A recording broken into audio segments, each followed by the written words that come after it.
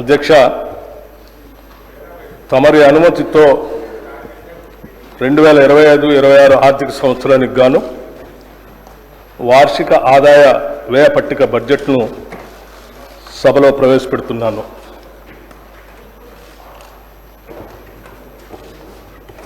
గౌరవ అధ్యక్ష,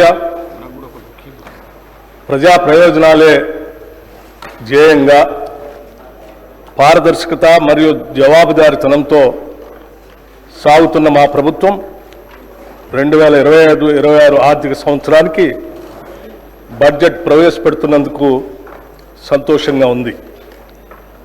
సంక్షేమం, అభివృద్ధిని సమపాలలో రంగరించి జోడు గుర్రాల తరహాలో సుపరిపాలనా రథాన్ని పరుగులు పెట్టించడంలో సఫలీకృతం అయ్యామని రాష్ట్ర ప్రజలకు తెలియజేస్తున్నాను. డాక్టర్ బాబాసాహెబ్ అంబేద్కర్ గారు భారతదేశాన్ని ఒక రాజకీయ, సామాజిక, ఆర్థిక న్యాయం అమలు చేసే పటిష్టమైన ప్రజాస్వామ్య దేశంగా చూడాలని అనుకున్నారు. అందుకే రాజ్యాంగ నైతికతను, కాన్స్టిట్యూషనల్ మొరాలిటీని ఆయన పదే పదే నొక్కి చెప్పారు. రాజ్యాంగ నిర్మాత సూచించిన ఆ నైతిక విలువలనే సరిగ్గా పాటిస్తూ మా ప్రజాపాలన సాగిస్తున్నాం. తెలంగాణ ప్రజలు మమ్మల్ని నమ్మి కట్టబెట్టిన అధికారాన్ని మేము ఎవరి వ్యక్తిగత ప్రయోజనాల కోసం తాకట్టు పెట్టకుండా, అధికార పీఠం హోదాగా భావించకుండా ప్రజల జీవన స్థితిగతులు పెంచుతూ మార్పు తెచ్చే విధంగా బాధ్యతగా వహిస్తూ వినమ్రంగా ప్రజలకు నిత్యం జవాబుదారీతనంతో ఉంటూ విస్తృత ప్రజా ప్రయోజనాలే పరమావధిగా పాలన సాగిస్తున్నాం. దశాబ్ద కాలం పాలనా వ్యవస్థల విధ్వంసం, ఆర్థిక అరాచకత్వంతో కూడిన పాలనతో ఛిద్రమైన తెలంగాణ పాలనా ఆర్థిక వ్యవస్థల్ని గాడిలో పెడుతూ తెలంగాణ తాత్కాలిక, దీర్ఘకాలిక ప్రయోజనాలు, లక్ష్యాలను దృష్టిలో ఉంచుకొని మా ప్రభుత్వం నిరంతరం పనిచేస్తుంది. నిజం కూడా ప్రతిరోజు ప్రచారంలో ఉండాలి. లేదంటే అబద్ధం నిజంగా మారి రాష్ట్రాన్ని, దేశాన్నే కాదు ప్రపంచాన్ని కూడా నాశనం చేస్తుంది. ప్రభుత్వం చేసే ప్రతి చర్యలో శంకిస్తూ నిరాధారమైన విమర్శలు చేయడమే కొందరు పనిగా పెట్టుకున్నారు. సోషల్ మీడియాలో, సొంత పత్రికల్లో అబద్ధపు వార్తలతో ప్రజలను మోసం చేస్తున్నారు. ఇటువంటి విమర్శలను సమర్థవంతంగా తిప్పికొడుతూ వాస్తవాలను ఎప్పటికప్పుడు ప్రజలకు తెలియజేయటం మా బాధ్యత. నిజం ప్రజలకు చెప్పకపోతే స్వార్థపరులు ప్రచారం చేసే అబద్ధాలే నిజాలుగా భ్రమించే ప్రమాదం ఉంది. అందుకే ఎప్పటికప్పుడు సత్యాలను ప్రజల ముందు ఉంచుతూ ముందుకు సాగుతున్నాం. రాష్ట్ర ప్రయోజనాల దృష్ట్యా సమాఖ్య స్ఫూర్తిని మా ప్రభుత్వం కొనసాగిస్తుంది. సమ్మిళిత అభివృద్ధి, సంక్షేమాలను ప్రజలకు అందించేందుకు గాను ప్రజాస్వామ్యబద్ధంగా ముందుకు సాగుతున్నాం. అభివృద్ధి, సంక్షేమం, సుపరిపాలన అనే 3 అంశాలతో తెలంగాణ నమూనా నేడు దేశం మొత్తానికే ఆదర్శంగా నిలిచే విధంగా కృషి చేస్తున్నాము.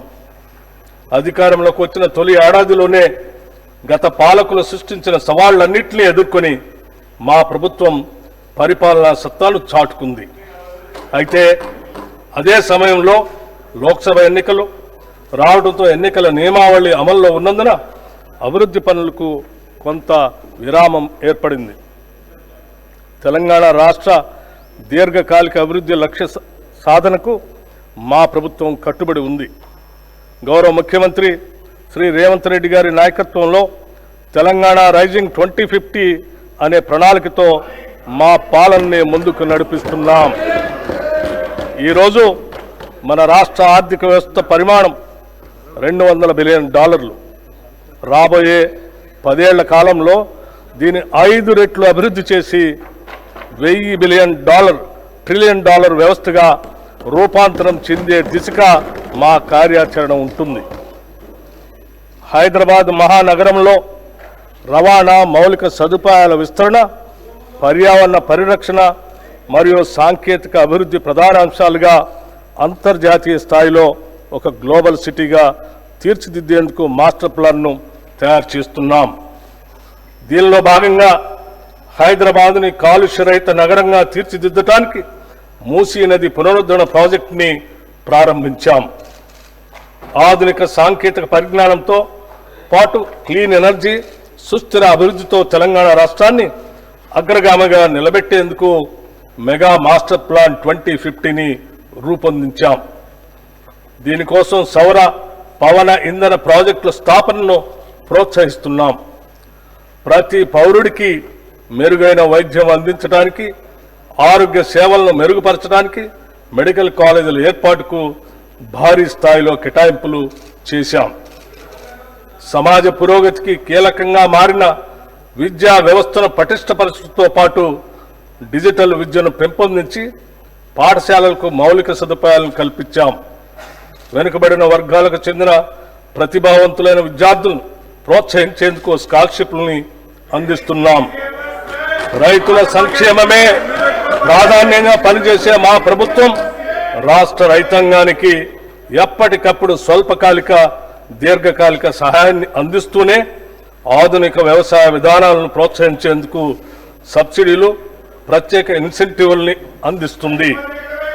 మార్కెట్లో సరైన మద్దతు ధర అందేలా చర్యలు తీసుకోవడంతో పాటు మార్కెట్ యార్డ్లో రైతుల కోసం అనేక సదుపాయాలు కూడా కల్పిస్తున్నాం.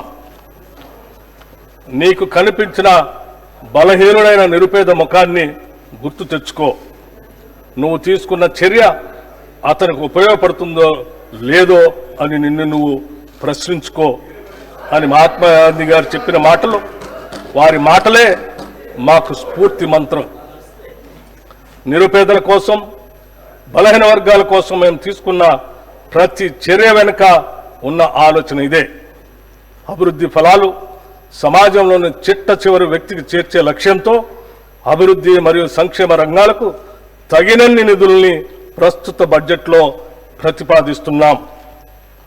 ప్రపంచ ఆర్థిక వ్యవస్థల్లో వేగంగా వస్తున్న మార్పుల ప్రభావాన్ని సమర్థవంతంగా ఎదుర్కొంటూ తెలంగాణ ఆర్థిక వ్యవస్థ స్థిరమైన వృద్ధిని సాధిస్తుంది.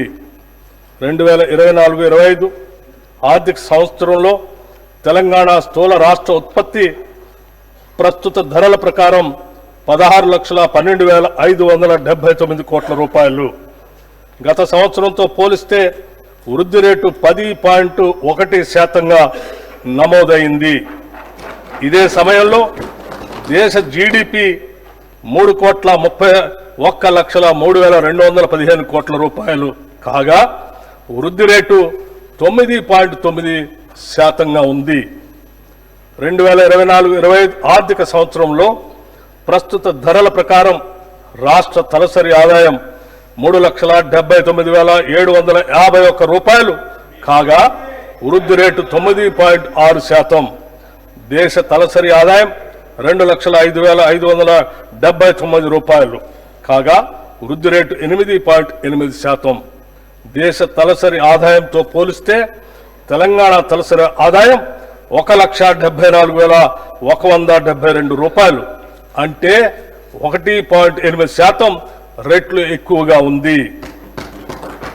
2024-25లో తెలంగాణ జోడింపబడిన స్థూల విలువలో సేవా రంగం 66.3%, పారిశ్రామిక రంగం 16.4% మరియు వ్యవసాయ అనుబంధ రంగాలు 17.3% వాటాను కలిగి ఉన్నాయి. వ్యవసాయ అనుబంధ రంగాలు జీఎస్టీపీలో తక్కువ వాటా కలిగి ఉన్నప్పటికీ రాష్ట్ర మొత్తం శ్రామిక రంగంలో 42.7% మందికి ఉపాధి కల్పిస్తున్నాము. ఉచిత కరెంటు, రైతు భరోసా, పంట రుణమాఫీ, నీటిపారుదల ప్రాజెక్టులపై పెట్టుబడులు వంటి ప్రభుత్వ పథకాలు రైతాంగానికి ఆత్మవిశ్వాసాన్ని పెంపొందించాయి.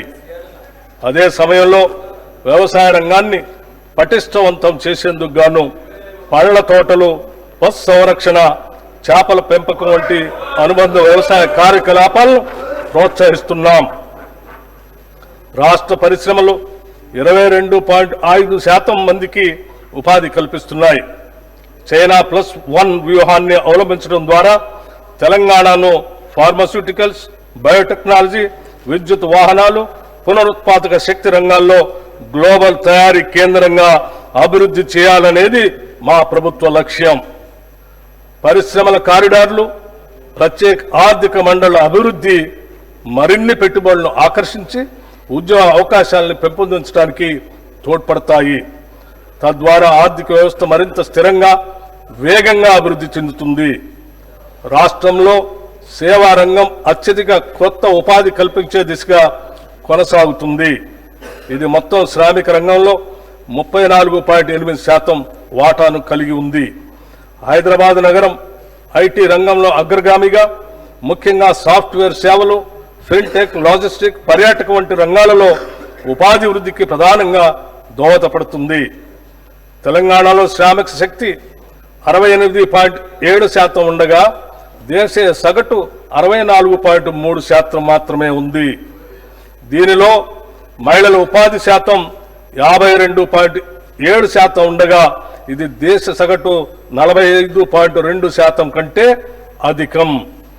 మహిళలు మరియు వెనుకబడిన వర్గాలకు తెలంగాణ ప్రభుత్వం ఉపాధి అవకాశాలు కల్పించడంలో ఎంతగా విజయవంతమైందో ఈ గణాంకాలు తెలియజేస్తున్నాయి. రాష్ట్ర ప్రభుత్వం 16వ ఆర్థిక సంఘానికి సమగ్ర నివేదికను సమర్పించింది. ఇందులో కేంద్ర పన్నుల పంపిణీలలో రాష్ట్రాలకు న్యాయమైన వాటా కల్పించాలని, అలాగే రుణ స్థిరత్వం, మౌలిక సదుపాయాల అభివృద్ధి మరియు సామాజిక సంక్షేమ కార్యక్రమాలకు మరింత ఆర్థిక సహాయం అందించాలని విజ్ఞప్తి చేసింది. కేంద్ర ప్రభుత్వం విధిస్తున్న సెస్సులు, అదనపు ఛార్జీల వల్ల రాష్ట్రాలకు వస్తున్న ఆదాయం గణనీయంగా తగ్గుతుంది అన్న విషయాన్ని కమిషన్కు వివరించాం. ప్రస్తుతం రాష్ట్రాలకు ఇస్తున్న 41% పన్నుల వాటాను 50%కి పెంచాలని ప్రతిపాదించడం జరిగింది. తెలంగాణతో సహా దక్షిణాది రాష్ట్రాలకు పన్నుల పంపిణీలో తగ్గుతున్న వాటాపై ప్రభుత్వం ఆందోళన వ్యక్తం చేసింది. తెలంగాణ 14వ ఆర్థిక సంఘం ద్వారా 2.437% నిధులు పంపిణీ జరిగితే 15వ ఆర్థిక సంఘం కాలంలో ఇది కేవలం 2.102% తగ్గింది. అభివృద్ధిలో ముందున్న రాష్ట్రాలకు తక్కువ నిధులు కేటాయించడం అన్యాయమని, దేశ ఆర్థిక వృద్ధికి దోహదపడుతున్న రాష్ట్రాలను ప్రోత్సహించే విధంగా పన్నుల పంపిణీ విధానాన్ని మరింత హేతుబద్ధంగా మార్చాలని తెలంగాణ ప్రభుత్వం వాదిస్తుంది. తెలంగాణ ప్రభుత్వం సమాంతర పన్నుల పంపిణీ సూత్రంలో సంస్కరణలు తీసుకురావాలని సూచించింది. ప్రస్తుతం ఉపయోగిస్తున్న తలసరి ఆదాయ దూరం అనే ప్రాతిపదిక ప్రాధాన్యతను తగ్గించి జీఎస్టీపీకి 50% వెయిటేజీని ఇవ్వాలని కోరింది. దేశ ఆర్థిక వృద్ధికి గణనీయంగా సహకరిస్తున్న రాష్ట్రాలకు మరింత హేతుబద్ధంగా వనరులు అందించడం ద్వారా దేశ అభివృద్ధిని ప్రోత్సహించాలని ఉద్దేశంతో ఈ సూచన ప్రతిపాదించడమైంది. మన న్యాయమైన వాటాను సాధించడంతో పాటు ఆర్థిక వనరులను సద్వినియోగం చేసుకుని ఆర్థిక వ్యవస్థను బలోపేతం చేయడానికి రాష్ట్ర ప్రభుత్వం కట్టుబడి ఉంది. మేము ప్రవేశపెట్టిన అభయహస్తంలోని ప్రతి అంశం సామాన్య ప్రజల కష్టాలను దృష్టిలో పెట్టుకొని రూపుదిద్దుకున్నవే. ఒక నిరుపేద తన రోజువారీ జీవితంలో ఏ కనీస సదుపాయాలు ఉండాలని కోరుకుంటాడో వాటినన్నిటినీ అభయహస్తంలో భాగంగా చేర్చడం జరిగింది. మహాలక్ష్మి, రైతు భరోసా, గృహజ్యోతి, ఇందిరమ్మ ఇళ్లు, చేయూత కింద పెన్షన్లు పంపిణీ వంటి పలు పథకాలను ప్రభుత్వం ఇప్పటికే సమర్థవంతంగా అమలు చేస్తుంది. మన ఆడబిడ్డలు పనికి వెళ్లాలన్నా, చదువుకోవటానికి బడికి వెళ్లాలన్నా, లేదా మొక్కు తీర్చుకోవటానికి ఓ గుడికి వెళ్లాలన్నా వారు ప్రయాణ ఖర్చుల గురించి ఆలోచించకుండా వెళ్లటానికి మహాలక్ష్మి పథకం కింద 2023 డిసెంబర్ 9న తేదీన రాష్ట్రంలోని మహిళలందరికీ ఉచిత బస్సు సౌకర్యాన్ని ప్రారంభించాం. నేటి వరకు రాష్ట్ర వ్యాప్తంగా 7,227 బస్సుల్లో 149.63 కోట్ల ఉచిత ప్రయాణాలు మహిళలు చేశారు. దీని ద్వారా 5,05,95 రూపాయలు మహిళలకు కూడా ఆదా అయింది. ప్రారంభ దశలో సాధారణ బస్సుల్లో 60% ఉన్న ఆర్టీసీ ఆక్యుపెన్సీ రేషియో 94% పెరిగింది. మహాలక్ష్మి ప్రత్యేక బస్సుల్లో ఈ ఆక్యుపెన్సీ రేషియో 100% నమోదవుతూ ఉంది. దీనివల్ల ఆర్టీసీ ఆర్థిక పరిస్థితి కూడా మెరుగుపడింది. బస్సుల సంఖ్యను పెంచడమే కాకుండా 6400 మంది ఉద్యోగులను ఇప్పటికే అదనంగా నియమించడం జరిగింది. ప్రభుత్వం ఈ పథకం అమలుకు ఆర్టీసీకి క్రమం తప్పకుండా నిధులు చెల్లిస్తూ ఉంది. మహాలక్ష్మి పథకంలో భాగంగా అర్హులైన మహిళలకు గ్యాస్ సిలిండర్ను 500 రూపాయలకే పంపిణీ చేస్తున్నాం. ఈ పథకం ద్వారా 43 లక్షల కుటుంబాలు లబ్ధి చేరుతూ ఉంది. లబ్ధిదారులు ఉపయోగించిన సిలిండర్లకు సబ్సిడీ కింద రాష్ట్ర ప్రభుత్వం 433,20 లక్షల చెల్లించింది. గృహజ్యోతి పథకం కింద 200 యూనిట్లకు లోబడి విద్యుత్తును వినియోగిస్తున్న వారికి ఉచిత విద్యుత్తుని అందిస్తున్నాము. ఈ పథకం కింద 50 లక్షల కుటుంబాలు లబ్ధి పొందుతున్నాయి.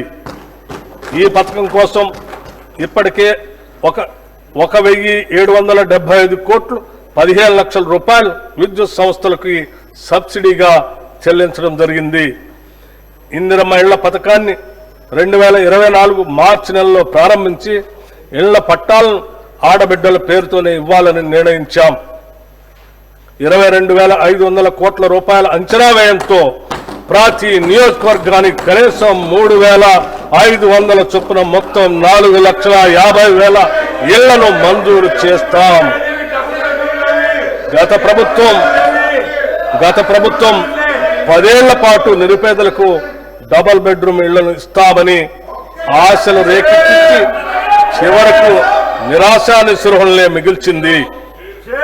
అసంపూర్తిగా నిలిచిపోయిన గృహాల్లో 34,545 నిర్మాణాలకు 305 కోట్ల 3 లక్షల రూపాయల నిధులు కేటాయించి వాటిని అందుబాటులోకి తెస్తున్నాము. అంతేకాకుండా ఔటర్ రింగ్ రోడ్డును ఆనుకుని హైదరాబాద్ నగరం నలువైపులా శాటిలైట్ టౌన్షిప్లు ఏర్పాటు చేసి అల్పాదాయ మరియు మధ్య తరగతి వర్గాలకు అందుబాటులో ఉండే విధంగా గృహ సముదాయాలను నిర్మించే ప్రణాళిక రూపొందిస్తున్నాం. రాష్ట్రంలోని నిరుపేదలకు ఆరోగ్య భద్రత కల్పించే ధ్యేయంతో రూపొందిన రాజీవ్ ఆరోగ్యశ్రీ పథకాన్ని చేతిలో భాగంగా అమలు చేస్తున్నాం.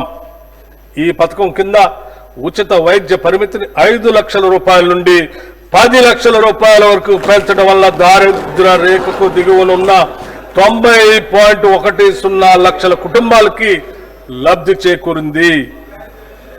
వైద్య వ్యయ పరిమితిని పెంచడంతో పాటు ఆరోగ్యశ్రీ పరిధిలోకి వచ్చే 1,375 వైద్య చికిత్సల ధరలను కూడా 20% పెంచాం.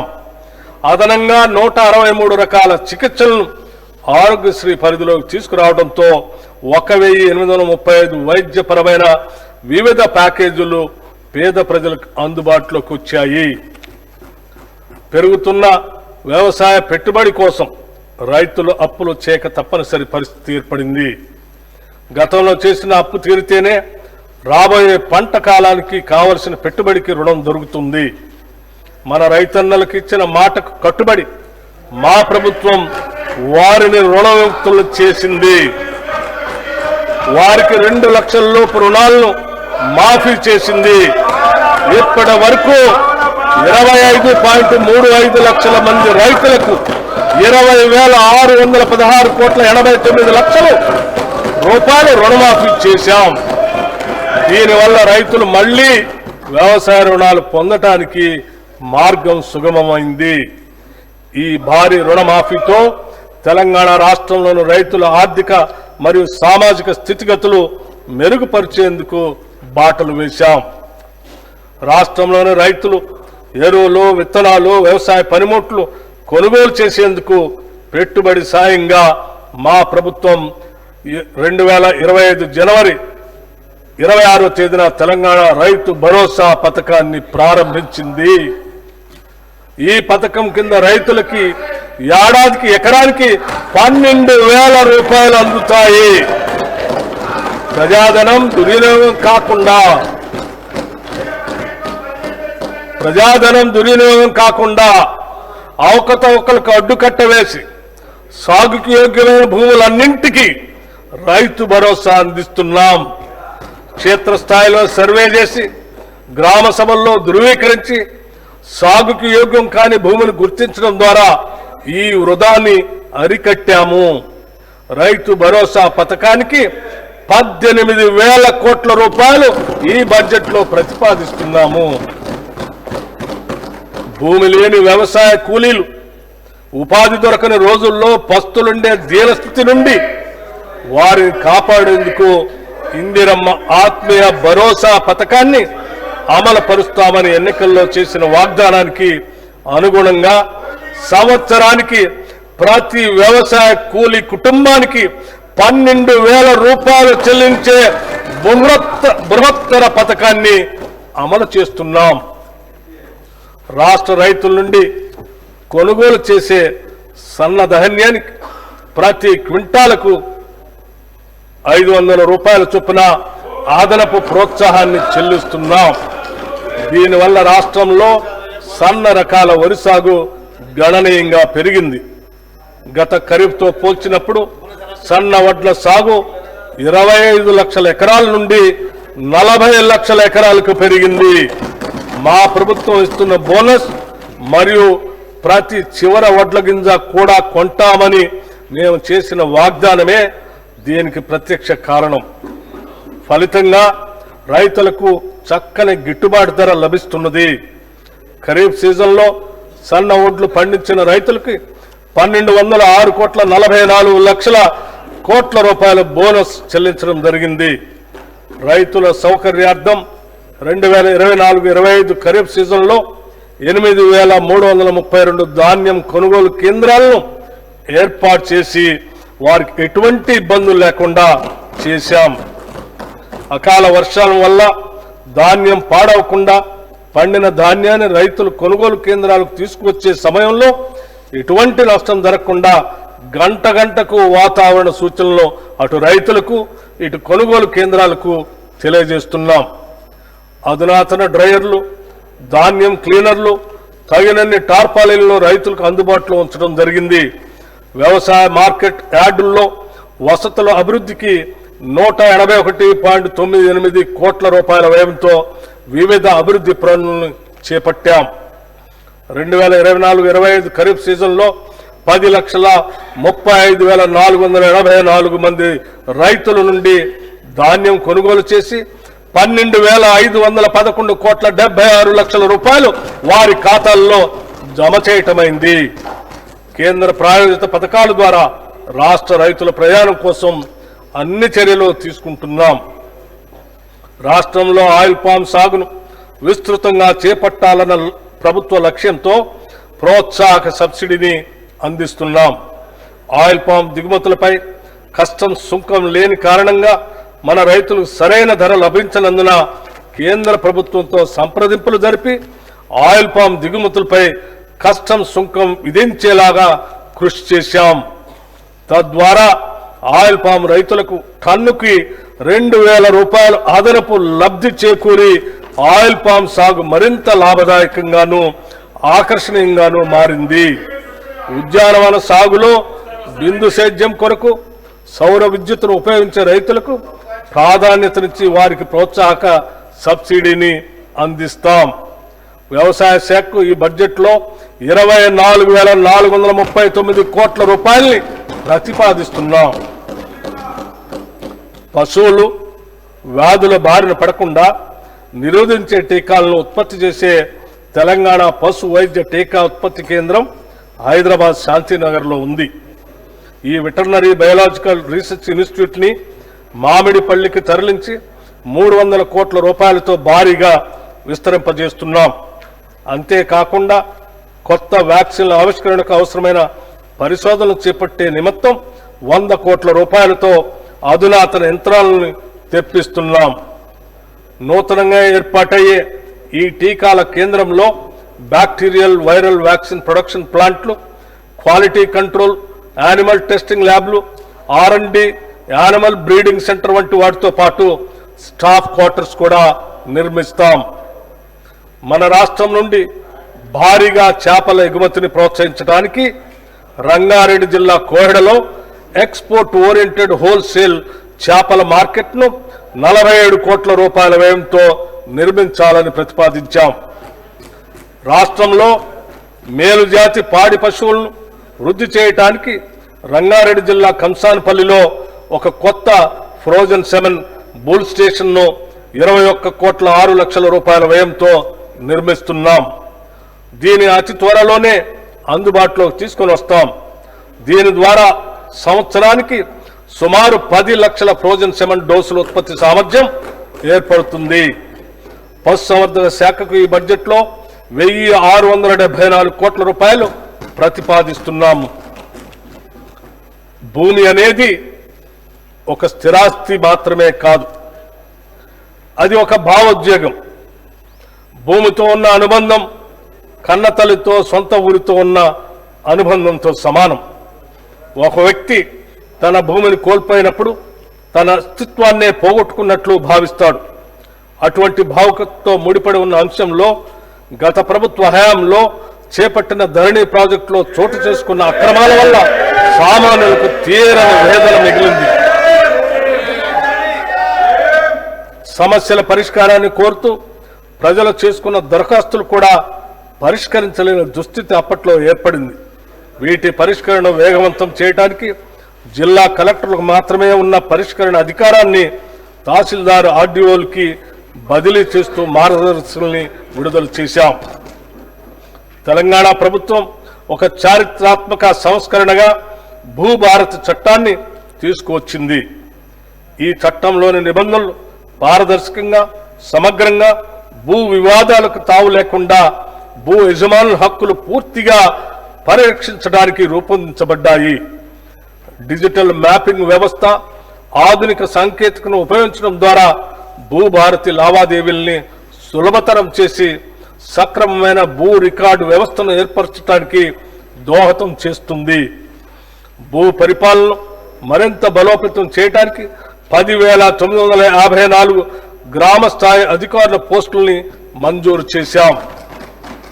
దీనితో క్షేత్రస్థాయిలో రెవెన్యూ అధికారుల పాత్రని పునరుద్ధరించి భూ సమస్యలను వేగంగా పరిష్కరించే సమర్థవంతమైన పాలనా వ్యవస్థని తెస్తున్నాం. తెలంగాణ అవతరించిన తర్వాత ఎంతో మంది పేదలు నూతన రేషన్ కార్డు కొరకు ఆశగా వేచి చూసినా గత ప్రభుత్వం వారిని పట్టించుకోలేదు. కనీసం కొత్త కుటుంబ సభ్యుల పేర్లను కూడా రేషన్ కార్డులో జత చేయలేదు. ప్రజల ఆకాంక్షలను గుర్తించిన మేము అర్హులైన వారందరికీ రేషన్ కార్డులు ఇవ్వాలని, వారికి సన్నబియ్యం కూడా ఇవ్వాలని, నూతన రేషన్ కార్డులు జారీ మరియు అదనపు కుటుంబ సభ్యుల పేర్లను నమోదు చేసే ప్రక్రియ ఈ సంవత్సరం జనవరి 26 నుండి ప్రారంభించాం. పౌర సరఫరా శాఖకి ఈ బడ్జెట్లో 5,734 కోట్ల రూపాయలు ప్రతిపాదిస్తున్నాం. విద్యతోనే సామాజిక అభివృద్ధి సాధ్యం. ముఖ్యంగా పేద మరియు వెనుకబడిన తరగతులకు చెందిన పిల్లల సురక్షిత భవిష్యత్తుకి విద్య ఒక దారిని చూపుతుంది. ఇది ప్రగాఢంగా నమ్మిన యూపీఏ చైర్పర్సన్ నాటి శ్రీమతి సోనియా గాంధీ గారు మరియు ఆనాటి భారత ప్రధాని దివంగత డాక్టర్ మన్మోహన్ సింగ్ గారి నాయకత్వంలో ఉచిత విద్యా హక్కు చట్టం 2009లో చేశారు. ప్రస్తుతం తెలంగాణలో 1,023 ప్రభుత్వ రెసిడెన్షియల్ పాఠశాలలు ఉండగా వీటిలో 662 పాఠశాలలకు సొంత భవనాలు లేవు. అనేక గురుకులాలు అరకొర సౌకర్యాలున్న భవనాల్లో వందలాది మంది విద్యార్థులతో సరైన టాయిలెట్ సదుపాయం కూడా లేకుండా నడుస్తున్నాయి. వర్గాల వారీగా ప్రత్యేక రెసిడెన్షియల్ స్కూల్స్ ఉన్నప్పటికీ వాటి మధ్య విద్యా ప్రమాణాల విషయంలో, మౌలిక వసతుల విషయంలో సారూప్యత లేదు. ప్రపంచవ్యాప్తంగా విద్యా వ్యవస్థలో పెను మార్పులు చోటు చేసుకున్నప్పటికీ మన ప్రభుత్వ పాఠశాలలో దశాబ్దాల కాలం వెనుకబడి ఉన్నాయి. ఈ పరిస్థితులను సరిదిద్దటానికి సామాజికవేత్తలు, విద్యావేత్తలతో చర్చించి మన ప్రభుత్వ విద్యా వ్యవస్థను మరియు భావితరాలను అత్యుత్తమ రీతిలో తీర్చిదిద్దే విధంగా young India integrated residential schools ని రూపొందించాం. కులం, మతం లేదా ఆర్థిక స్థితిగతులకు అతీతంగా విద్య మాత్రమే కాకుండా విద్యార్థుల యొక్క మానసిక శారీరక అభివృద్ధికి అంటే హోలిస్టిక్ డెవలప్మెంట్కి దోహదపడే విధంగా ఈ స్కూల్స్ని ఏర్పాటు చేస్తున్నాం. ఈ పాఠశాలలో ఎస్సీ, ఎస్టీ, బీసీ, మైనారిటీలతో పాటు ఇతర వర్గాలకు చెందిన విద్యార్థులు ఒకే గొడుగు కిందకు తెచ్చి సమాన విద్యా అవకాశాలను కల్పించడం ఒక గొప్ప సామాజిక ఐక్యతకు పునాది అవుతుంది. Education is the milk of a lioness. Education is the milk of a lioness. The one who drinks it can't stay without roaring. Doctor B R Ambedkar garu చెప్పిన మాటలు. విద్య అనేది సింహపు పాల వంటిది. వాటిని తాగిన వారు గర్జించకుండా ఉండలేరు. డాక్టర్ బిఎం అంబేద్కర్ కలలు గన్న విద్యా వ్యవస్థను మేము సృష్టించబోతున్నాము. దీనికోసమే రాష్ట్ర వ్యాప్తంగా ఒకేసారి 58 యంగ్ ఇండియా ఇంటిగ్రేటెడ్ రెసిడెన్షియల్ పాఠశాలల నిర్మాణానికి 11,600 కోట్ల రూపాయల అనుమతులు మంజూరు చేయటం జరిగింది. మేము తీసుకున్న ఈ నిర్ణయం ఒక చారిత్రాత్మకం. ప్రతి నియోజకవర్గంలో కనీసం ఒక ఇండియా రెసిడెన్షియల్ స్కూల్ని ప్రారంభిస్తాం. ఈ ఇంటిగ్రేటెడ్ స్కూల్స్ 20 నుంచి 25 ఎకరాల విస్తీర్ణంలో నిర్మించబడతాయి. విద్యారంగంలో వస్తున్న మార్పులకి అనుగుణంగా ఆధునిక వసతులతో ప్రైవేటు పాఠశాలకు దీటైన విద్యను అందించేందుకు వీటిని అభివృద్ధి చేస్తున్నాం. ఆడిటోరియాలు, dining halls, digital class rooms, క్రీడా మైదానాలు, క్రికెట్ మరియు ఫుట్బాల్ గ్రౌండ్స్ లాంటి ఆధునిక సదుపాయాలు అందుబాటులో ఉంటాయి. విద్యార్థుల నిరంతర పర్యవేక్షణకు వీలుగా ఈ పాఠశాల ప్రాంగణాల్లోనే బోధనా సిబ్బందికి నివాస సముదాయాలు కూడా ఏర్పాటు చేస్తున్నాం. ఈ స్కూళ్లలో పవన మరియు సౌరశక్తిని విరివిగా వినియోగిస్తాం. ఈ స్కూళ్లలోని విద్యార్థులకు వసతి, భోజనం, యూనిఫామ్లు, నోటు మరియు పాఠ్య పుస్తకాలు మరియు ఇతర ఆవశ్యక వస్తువులన్నీ ఉచితంగా అందించబడతాయి. పాఠ్యాంశంతో పాటు వీరికి ఐఐటి, నీట్ మరియు ఇతర పోటీ పరీక్షలకు సన్నద్ధం చేసేందుకు ప్రత్యేక శిక్షణ ఇవ్వబడుతుంది. విద్యతో పాటు శారీరక మరియు మానసిక దృఢత్వానికి అవసరమైన క్రీడలు, కళలు, పోటీలకు సమాన ప్రాధాన్యత ఉంటుంది. రాష్ట్ర వ్యాప్తంగా పాఠశాలలు ప్రారంభం అయ్యే రోజే విద్యార్థులందరికీ పాఠ్య పుస్తకాలను, యూనిఫామ్లు అందజేస్తున్నాం. ప్రభుత్వ విద్యా సంస్థలన్నింటికీ ఉచిత విద్యుత్ సరఫరాని అందిస్తున్నాం. త్వరలో రాష్ట్రంలోని అన్ని పాఠశాలలకు గ్రీన్ విద్యుత్ని అందిస్తాం. పిల్లల శారీరక, మానసిక ఆరోగ్యానికి సంతులిత పౌష్టిక ఆహార ప్రాధాన్యతను గుర్తించి రాష్ట్రంలోని అన్ని గురుకులాలు, అన్ని సంక్షేమ శాఖలకు చెందిన అనుబంధ హాస్టల్లో మరియు కస్తూర్బా గాంధీ బాలికల పాఠశాలలో డైట్ ఛార్జీలు 40% మరియు కాస్మెటిక్ ఛార్జీలు 200% పెంచాం. ఈ పెంపు వల్ల తెలంగాణ వ్యాప్తంగా 7.66 లక్షల మంది విద్యార్థులకి లబ్ధి చేకూరుతుంది. రాష్ట్ర వ్యాప్తంగా ఉన్న సంక్షేమ వసతి గృహాల్లో చదువుకునే విద్యార్థులందరికీ ఒకే తరహా భోజనం ఇచ్చేందుకు కామన్ డైట్ పథకాన్ని ప్రారంభించాం. ప్రభుత్వ పాఠశాలలో చదివే 10వ తరగతి విద్యార్థులకి సాయంత్రం వేళ స్నాక్స్ కూడా ఇస్తున్నాం. పాఠశాలలో అమలుపరిచే మధ్యాహ్న భోజన పథకం మరియు సంక్షేమ వసతి గృహాల్లో ఆహార పదార్థాలను తయారు చేసి నిల్వ ఉంచే విషయంలో ఒక నిర్దిష్ట వ్యవహార శైలిని పాటించడం ద్వారా విద్యార్థులకు పరిశుద్ధమైన మరియు ఆరోగ్యకరమైన ఆహారాన్ని అందించడం సాధ్యమవుతుంది. దీనికోసం ఒక స్టాండర్డ్ ఆపరేటింగ్ ప్రొసీజర్ SOPని రూపొందించి అమలు చేస్తున్నాం. Education is future insurance. విద్య భవిష్యత్తుకి బీమా కనుక విద్యా వ్యవస్థను బలోపేతం చేసేందుకు రాష్ట్ర విద్యారంగంలో పలు సంస్కరణలు చేపట్టాం. అంతర్జాతీయ ప్రమాణాలతో కూడిన విద్యను అందించే లక్ష్యంతో ఒక సమగ్ర విధాన రూపకల్పనకి తెలంగాణ విద్యా కమిషన్ను ఏర్పాటు చేశాం. తెలంగాణ నారీ శక్తిని గౌరవిస్తూ కోటి మహిళా విశ్వవిద్యాలయానికి వీరనారి చాకలేలమ్మ పేరు పెట్టి ఆ విశ్వవిద్యాలయ వారసత్వ కట్టడాన్ని సంరక్షిస్తూనే 550 కోట్ల రూపాయలతో అదనపు భవన నిర్మాణాలని చేపడుతున్నాం. తెలుగు విశ్వవిద్యాలయానికి తెలంగాణ వైతాళికుడు సురవరం ప్రతాప్ రెడ్డి పేరును ఇండియన్ ఇన్స్టిట్యూట్ ఆఫ్ హ్యాండ్లూమ్ టెక్నాలజీకి శ్రీ కొండా లక్ష్మణ్ బాపూజీ పేరును పెట్టడం జరిగింది. విద్యాశాఖకి ఈ బడ్జెట్లో 23,108 కోట్ల రూపాయలు ప్రతిపాదిస్తున్నాం. No plan for the future development of the country can be deemed to be complete, which does not provide for technical and scientific training. Doctor B R Ambedkar garu సాంకేతిక మరియు శాస్త్రీయ శిక్షణను అందించిన దేశం భవిష్యత్ అభివృద్ధికి సంబంధించిన ఏ ప్రణాళికను పూర్తి చేసినట్లుగా భావించలేము. వీరి మాటల్ని దూరదృష్టితో అర్ధ శతాబ్దానికి పూర్వం చెప్పిన ఈ మాటలు నేటికి మన సమాజానికి వర్తిస్తాయి. అందుకే యువతలో శాస్త్ర సాంకేతిక నైపుణ్యతను పెంపొందించే ఉద్దేశంతో ప్రభుత్వ ప్రైవేటు భాగస్వామ్యంతో యంగ్ ఇండియా స్కిల్ యూనివర్సిటీని స్థాపించాం. బోధన అంశాలకు పారిశ్రామిక అవసరాలకు మధ్య ఉన్న అంతరాన్ని తొలగించి నిరుద్యోగ యువతి ఉపాధి అవకాశాలను పెంపొందించే లక్ష్యంతో ఈ యూనివర్సిటీ పనిచేస్తుంది. మహాత్మా గాంధీ గారు స్వాతంత్ర సమరోద్యమంలో యువతను చైతన్యపరచడానికి నడిపిన యంగ్ ఇండియా పత్రిక పేరునే ఈ యూనివర్సిటీకి పెట్టడం గమనార్హం. ఈ యూనివర్సిటీని ముచ్చెర్లలో 150 ఎకరాల్లో నిర్మించి ఏడాదికి 30,000 ఉద్యోగాలు కల్పించాలని ప్రభుత్వ లక్ష్యంగా పెట్టుకున్నాం.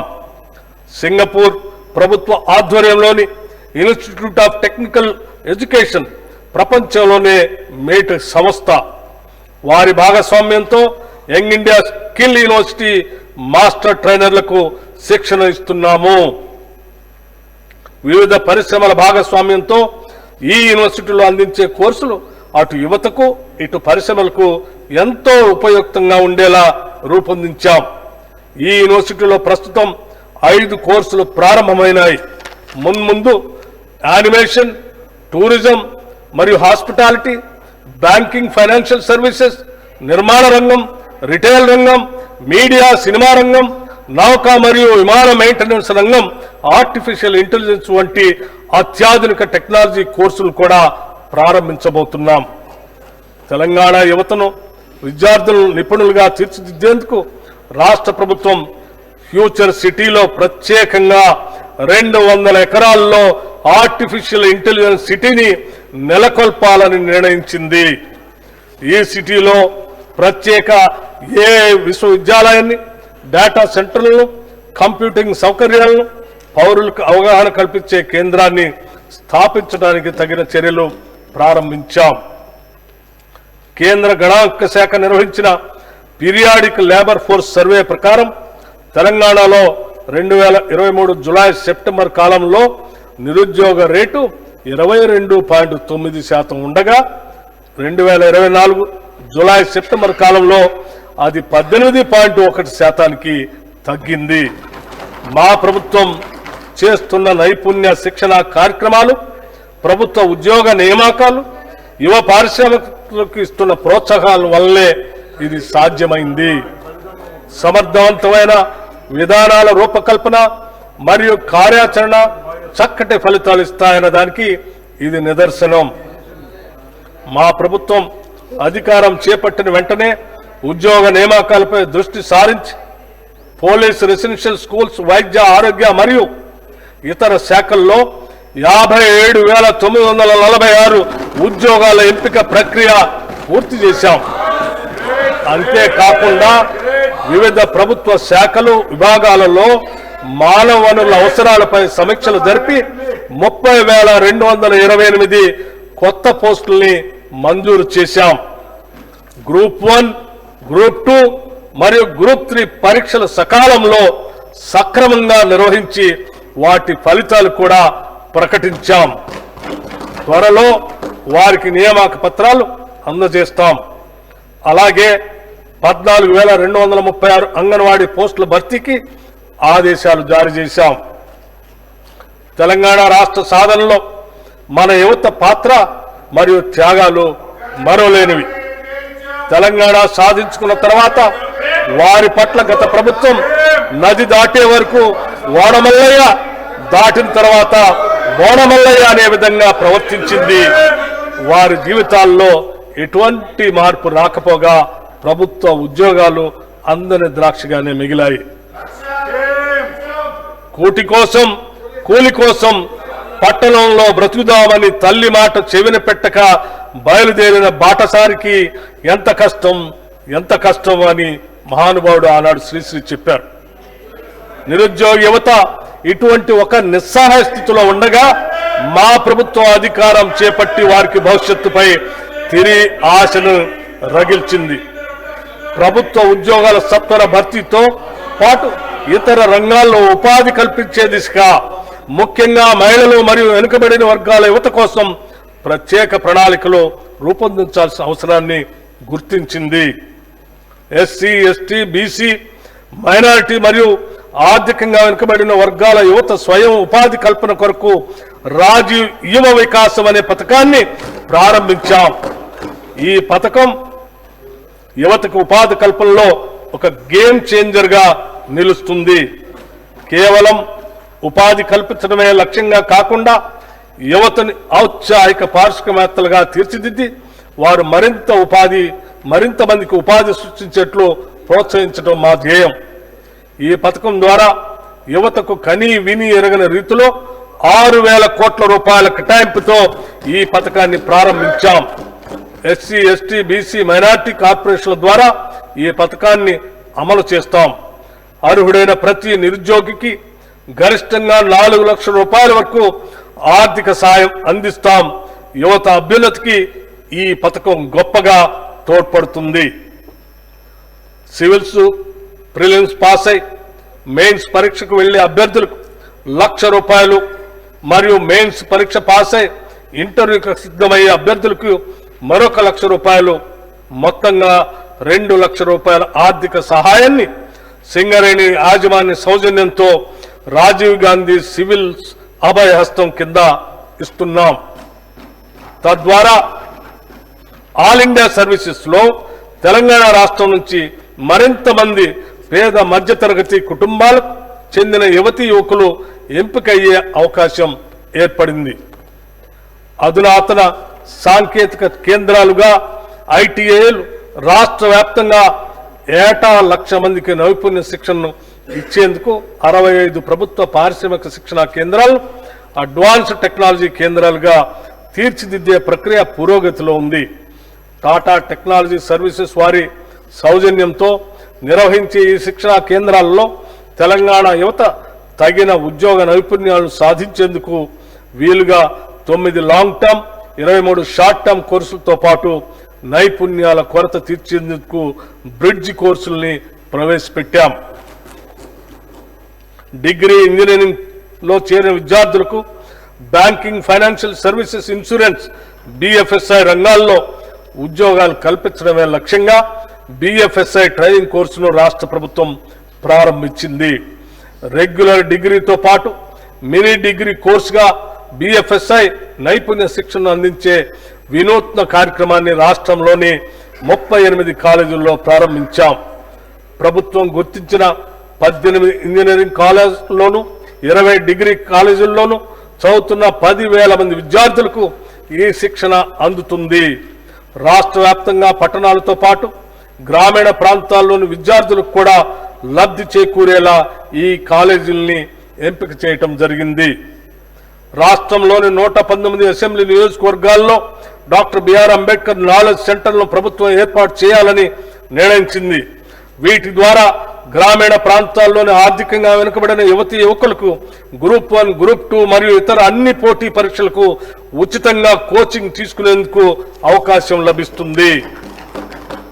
యువకుల ఉద్యోగ అవకాశాలను ఇనువడింపజేసే వారి సాధికారతను పెంపొందించడానికి ప్రభుత్వం పరిశ్రమల శాఖ ఆధ్వర్యంలో తెలంగాణ డిజిటల్ ఉపాధి కేంద్రాన్ని పునరుద్ధరించి కృత్రిమ మేధో విజ్ఞానం ఆధారంగా నడిచేలా అనుసంధానించింది.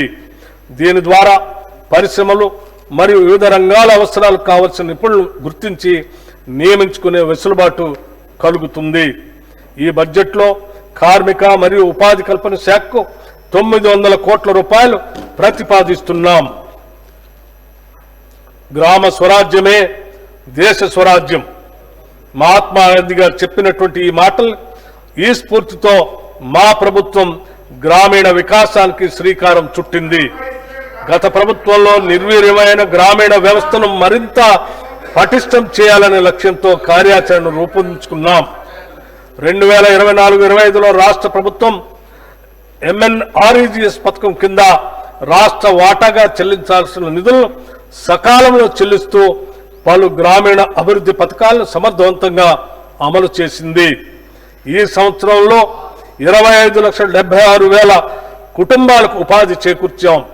గ్రామీణ అభివృద్ధిలో భాగంగా 781 కోట్ల వ్యయంతో 26,055 సాంప్రదాయ నీటి వనరుల్ని పునరుద్ధరించాం. 926 కోట్ల రూపాయల వ్యయంతో 82,286 గ్రామీణ రోడ్లని నిర్మించాం. 275 కోట్ల వ్యయంతో 51,216 పిల్ల కాలువలు మరియు ఇతర కాలువల పూడికతీత పనుల్ని పూర్తి చేశాం. 244 కోట్ల రూపాయలతో 63,854 భూమి అభివృద్ధి పనుల్ని చేపట్టాం. అలాగే 16,310 జల పరిరక్షణ పనులకి 155 కోట్ల రూపాయలు ఖర్చు చేయటం జరిగింది.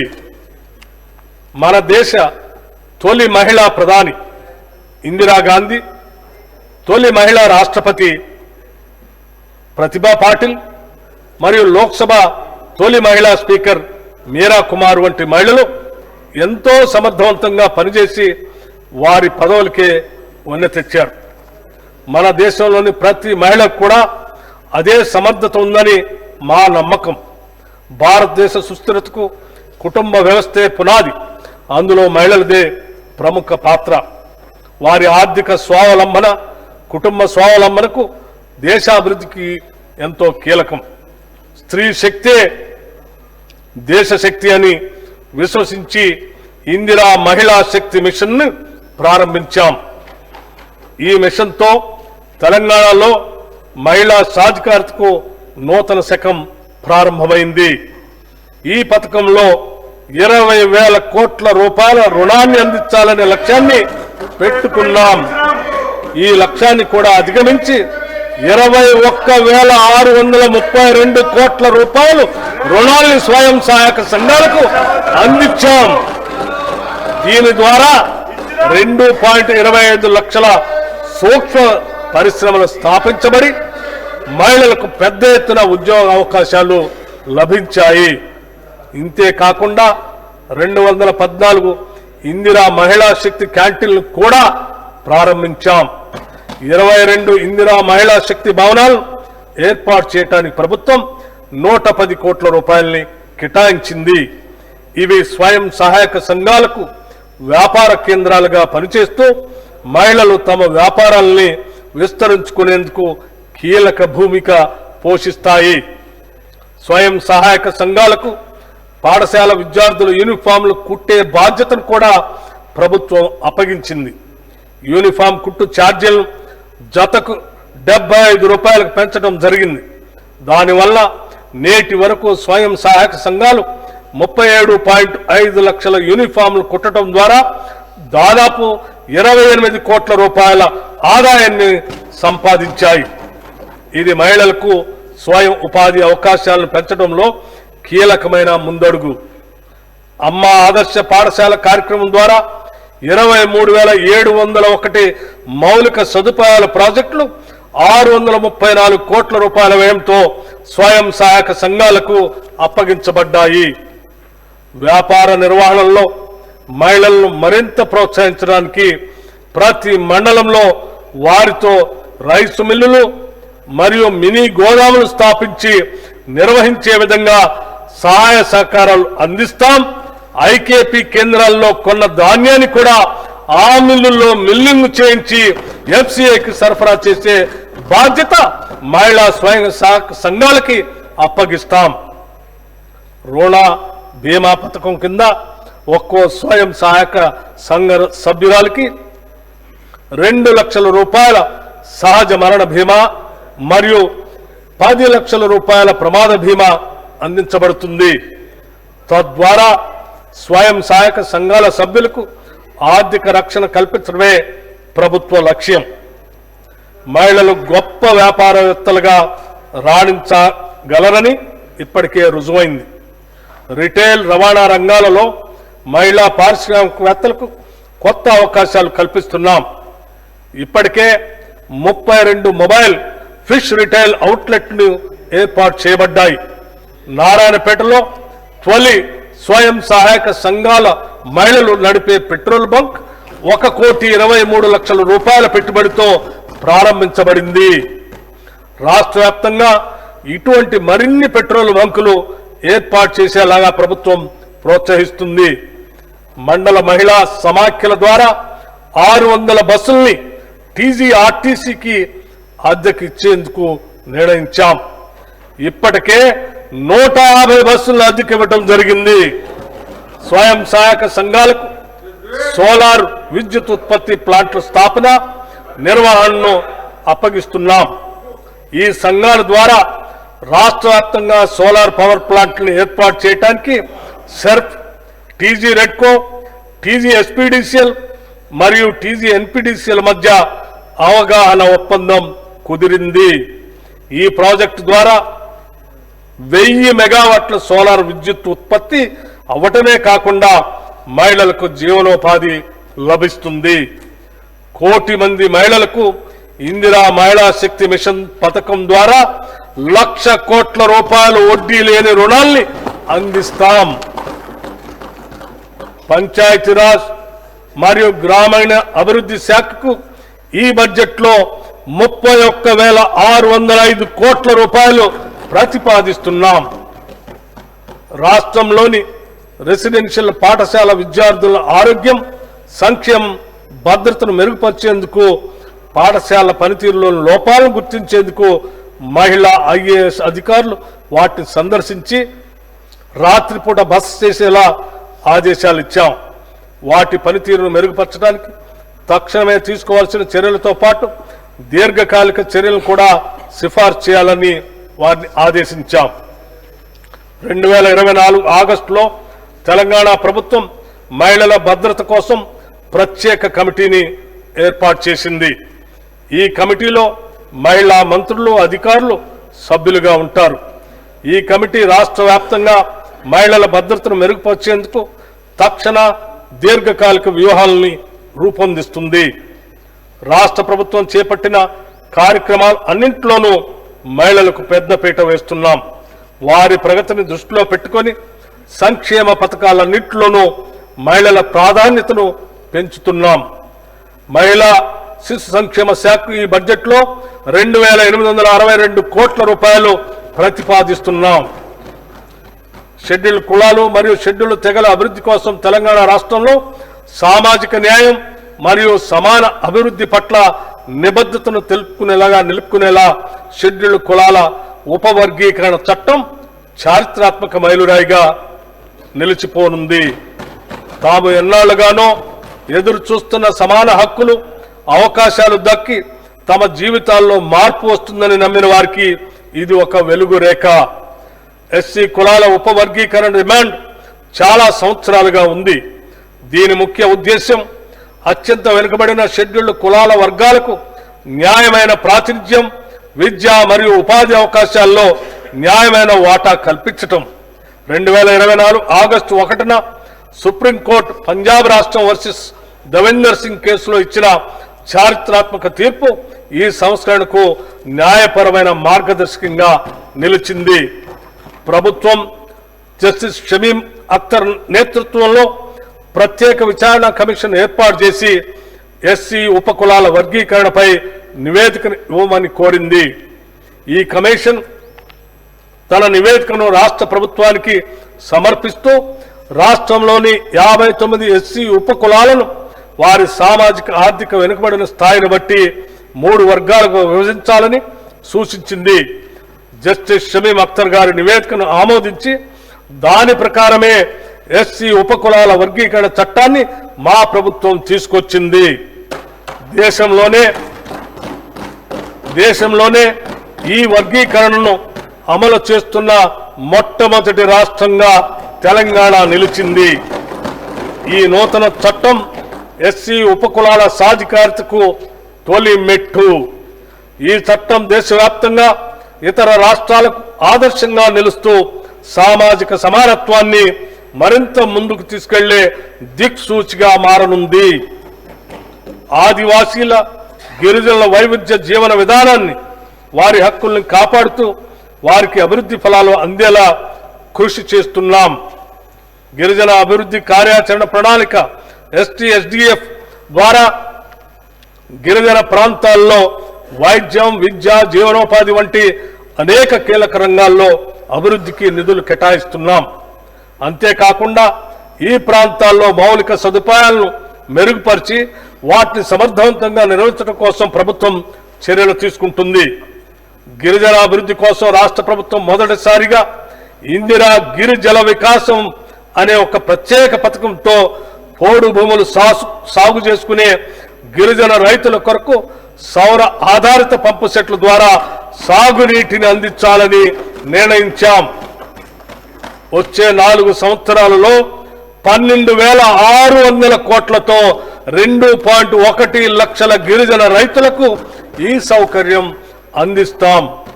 పోడు భూముల్లో అటవీ ఉత్పత్తులకు సంబంధించిన తోటల పెంపకాన్ని ప్రోత్సహిస్తాం.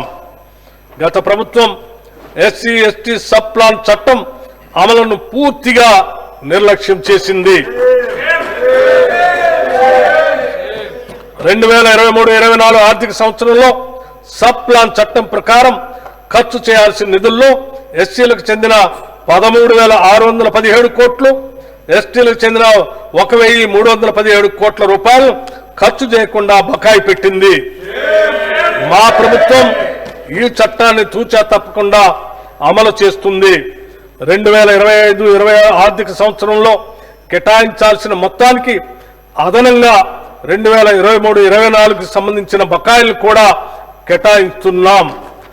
SC/ST వర్గాల కోసం చేసిన చట్టాలను గౌరవించి వారికి న్యాయంగా చెందాల్సిన నిధుల్ని అందించడం ఈ వర్గాల పట్ల మా ప్రభుత్వానికి ఉన్న చిత్తశుద్ధికి నిదర్శనం.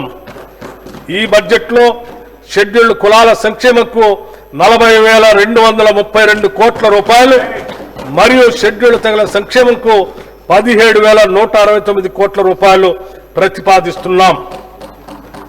సమగ్ర సామాజిక ఆర్థిక విద్యా ఉపాధి రాజకీయ మరియు కుల సర్వే సామాజిక ప్రజాస్వామ్యానికి అవసరమైన ప్రణాళికల రూపకల్పనకు మొదటి మెట్టు.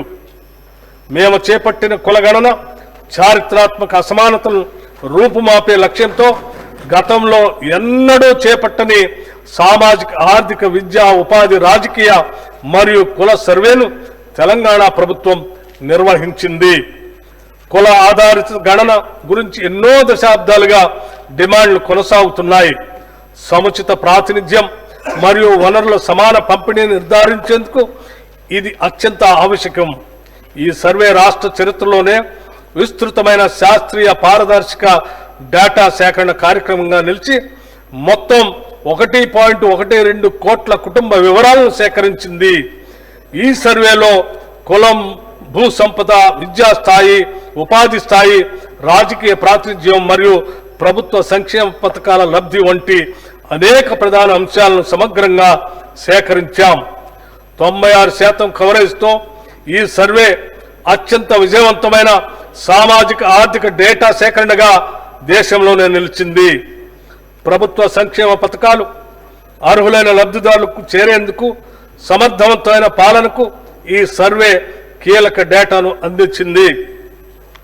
రానున్న పంచాయతీ ఎలక్షన్లలో వెనుకబడిన తరగతుల వారికి వారి జనాభాకి అనుగుణంగా రిజర్వేషన్లు అందించడానికి అవకాశం ఏర్పడింది. ఈ డేటా భవిష్యత్తులో సంక్షేమ పథకాలు, రిజర్వేషన్లు మరియు సమగ్ర ఆర్థిక అభివృద్ధి విధానాల రూపకల్పనకు ఆధారంగా మారనుంది. సంక్షేమ పథకాలలో బీసీలకు ఇతర శాఖల నుండి కూడా కేటాయింపులు చేసి మరియు ఖర్చు చేయడం జరుగుతుంది. పశుసంవర్ధక శాఖ ద్వారా చేపల పెంపకానికి, పరిశ్రమల శాఖ ద్వారా చేనేత కార్మికులకు చీరల పంపిణీ కోసం వ్యవసాయ శాఖ ద్వారా రైతు భరోసా మరియు రుణమాఫీ పథకాల కింద వేల కోట్ల రూపాయలు వీరి కోసం ఖర్చు చేయటం జరుగుతుంది. వెనుకబడిన తరగతుల సంక్షేమ శాఖకు ఈ బడ్జెట్లో 11,405 కోట్ల రూపాయలు ప్రతిపాదిస్తున్నాం. రాష్ట్రంలోని చేనేత మరమగ్గాల కార్మికుల సంక్షేమం సమగ్ర అభివృద్ధి కోసం తెలంగాణ ప్రభుత్వం చేనేత అభయహస్తం పథకాన్ని అమలు చేస్తుంది. ఈ పథకం ద్వారా తెలంగాణ నేతన్న పొదుపు నిధి, తెలంగాణ నేతన్న భద్రత, నేతన్న బీమా, తెలంగాణ నేతన్నకు భరోసాలను అమలు చేస్తున్నాం.